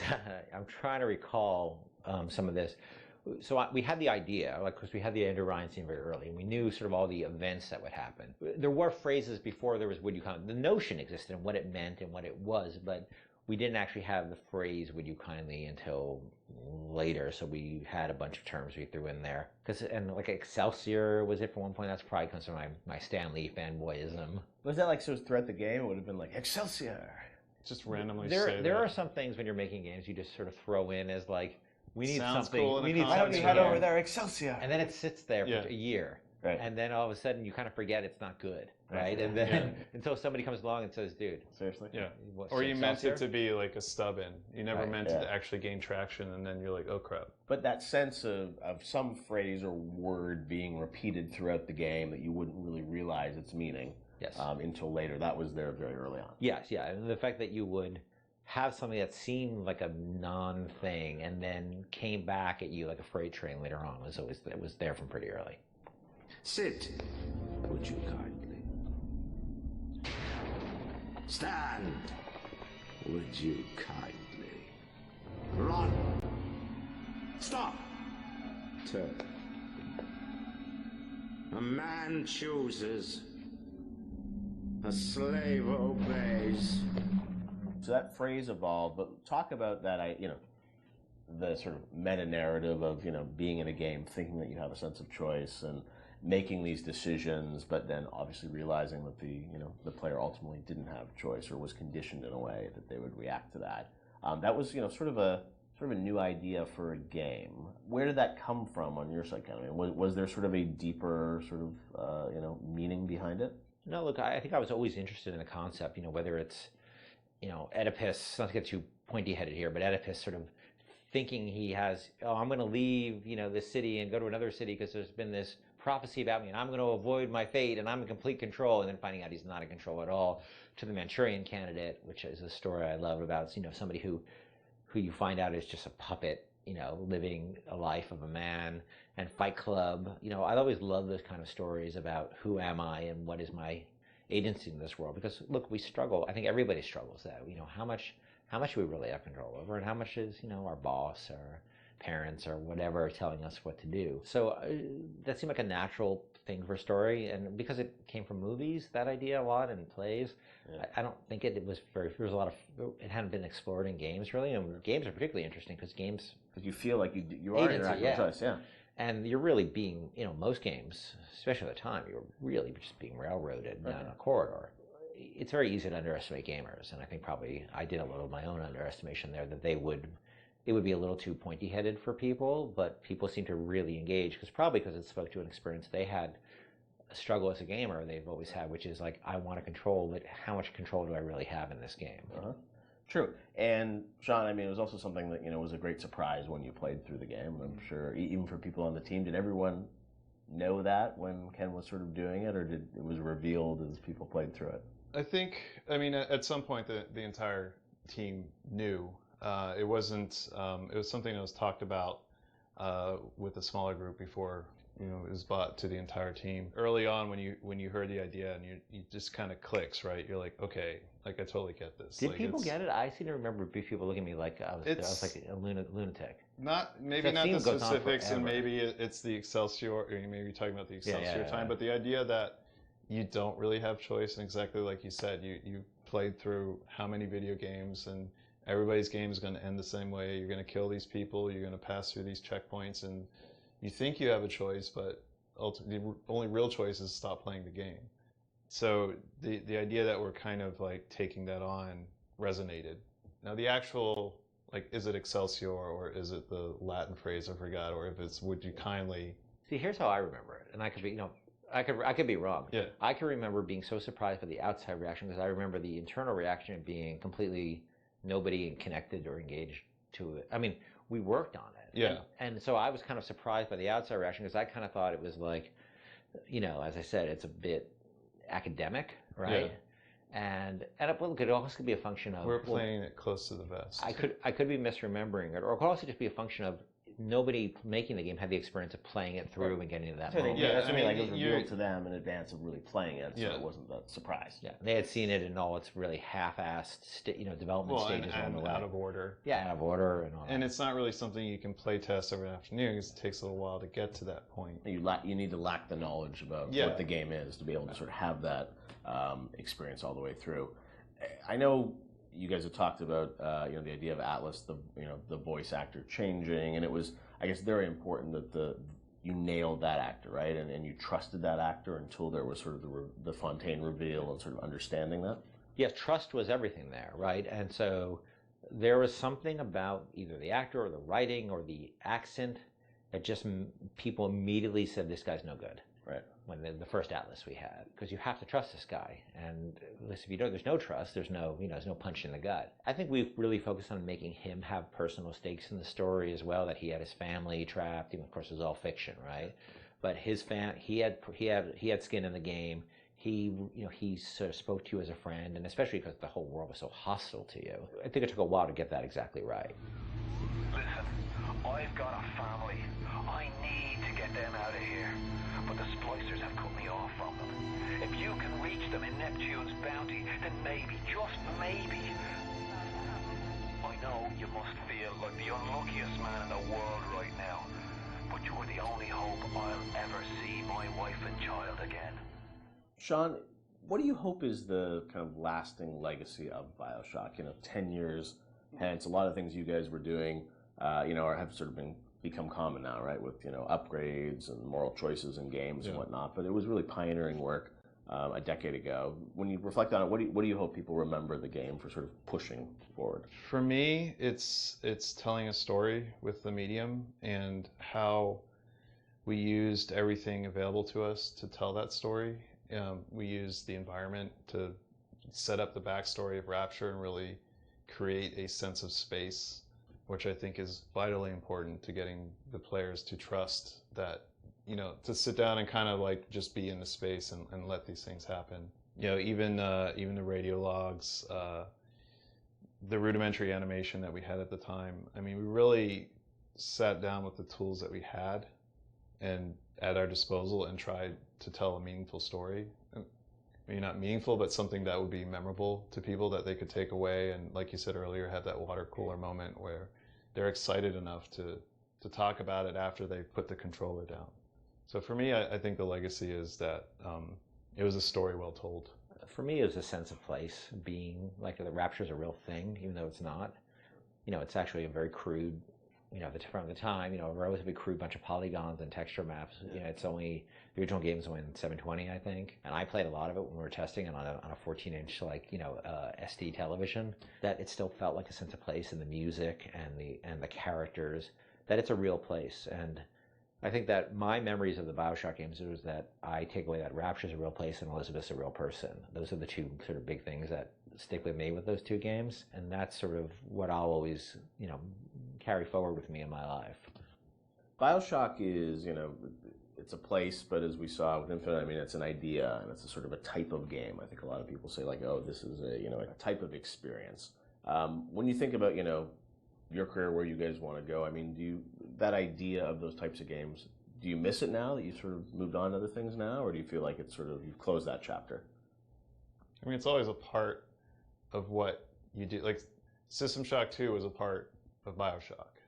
But it wasn't System Shock 2. It was you're growing past that and trying out new things. I think Bioshock and Bioshock Infinite, and even going back to SWAT 4, those will always be a part of my experience as a game developer and what we're trying to do with the medium. So I don't think it's something that you just draw a line and say, we'll never return, because there's always lessons that you can learn and things that you bring with you to the next project that you're working on.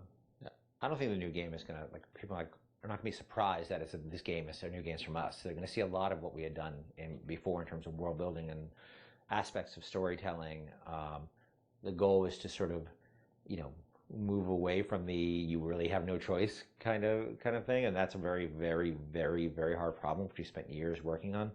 But we're building upon a foundation of stuff we've done before, just trying to go in a different direction with it. But it's always going to be part of our DNA.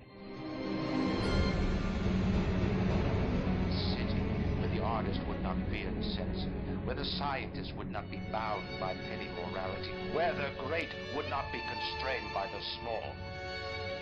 And with the sweat of your brow, Rapture can become your city as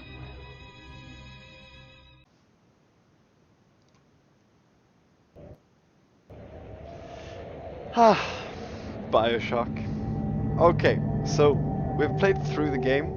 We got the good ending. Yay for us. We've also seen all of the director's commentary, of which there was quite a lot. I'm actually quite fond of those things. They help you get into more of what went down developing the game. I think that's absolutely awesome. So we've been through a lot of stuff. We talked through many other things regarding the game. We've gone through the art style, which they called Art Deco. I find that to be fantastic, absolutely fantastic. There were like so many great vistas and so many great art pieces that were just superb.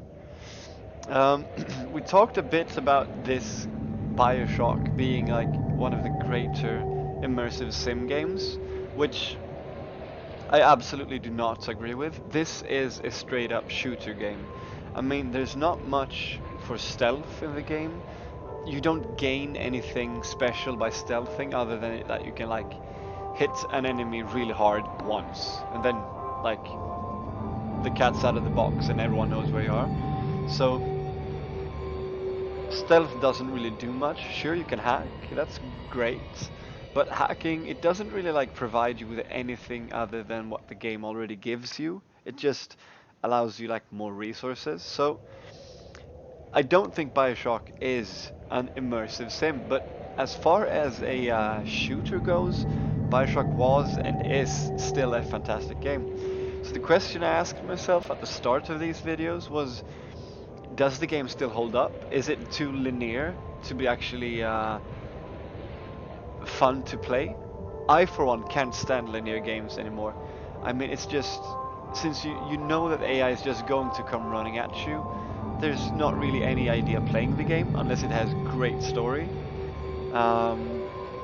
I'm thinking about Fear. If any of you played Fear, you know that the AI in that game is absolutely fantastic. So they're basically shouting things at each other and then they wander off and then they attack you from all different directions. This game has parts of that. I mean, the AI was quite clever sometimes. Like, okay, I'm on fire. What do I do? Of course, I put it out by walking into the water. So that's a cool thing. Also, the fact that they have a survival instinct. I mean, once you damage them enough, they start running away from you, and then they head for a medic station and start healing up. Also, a quite cool thing. I talked to some of my friends about the game, and they mentioned one thing in particular, and that's the fact that the enemies respawn and the eerie feeling that like gives the game. And I do agree. I think that that fact is a great addition to the game. I would not, however, say that it adds to the scare factor of the game as much as it did in System Shock, and I think that's where the problem is with Bioshock. Bioshock is a good game. It has way better story than System Shock did, but System Shock had something else. Bioshock does have atmosphere, but somehow System Shock had more of that. Since System Shock is an immersive sim and you could go like anywhere you wanted and you had only loose objectives that you could actually finish in loads of different ways. That game was actually, it was less predictable in a way, because now I know that I'm walking in Bioshock, that is, I know where I'm going.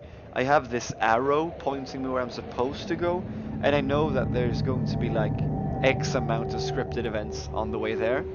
But as for System Shock, I mean, you had no idea what would happen. And the developer didn't have any idea either, so they just gave you a set of tools, and then you progressed. That's basically the game. And they added the respawn thing to make it, of course, feel more alive. Same as in Bioshock, it does feel more alive that way. But also in that game to give more of the frightening factor, because you are always like tense playing that game, because you never knew, and you were almost always low on resources. So you were, most of the time, you're like trying to escape from a fight or walk around a fight, and that would get you like in all kinds of situations. So, I mean, imagine Bioshock being a game in this day and age where the developer actually understood what makes an immersive sim so awesome.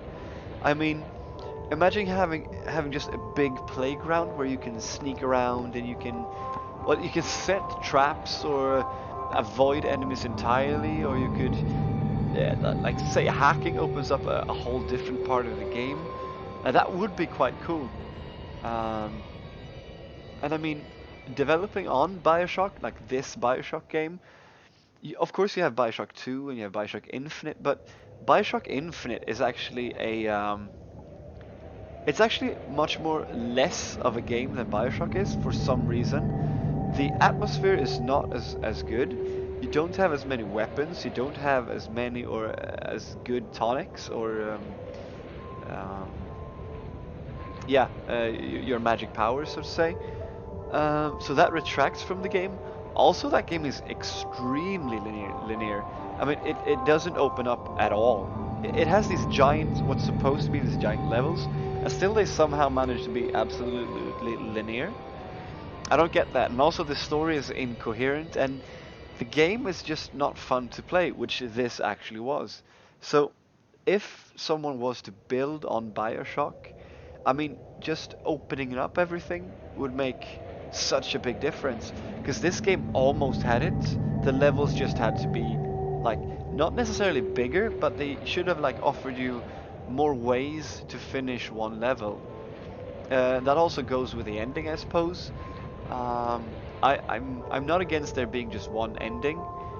Um, and but instead they should have focused on like finishing the game in multiple ways. Maybe leaving, say, Fontaine behind. What would that mean? Maybe uh, Tenenbaum. What happened to all of these things that you could unravel at your own leisure. That would be quite cool.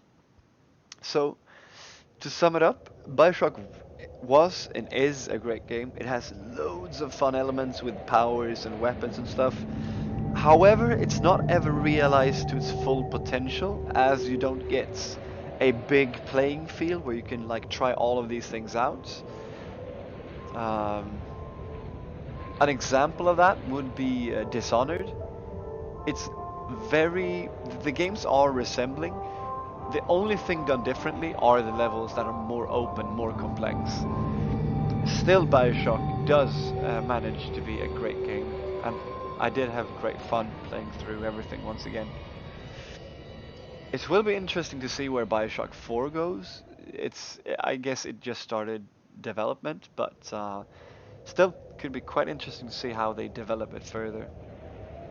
So, if you have like any questions or anything you want me to discuss or anything, just post a comment if you want to do so. Otherwise, I would like to thank you very, very much for watching these playthrough videos. I'll be sure to actually make more of these. During the holiday season, usually what I do is I play through Max Payne games, both 1 and 2. So you can look forward to that, like in the close future. Yeah. So thank you very much, and enjoy the outro of the game. See you soon. Bye bye.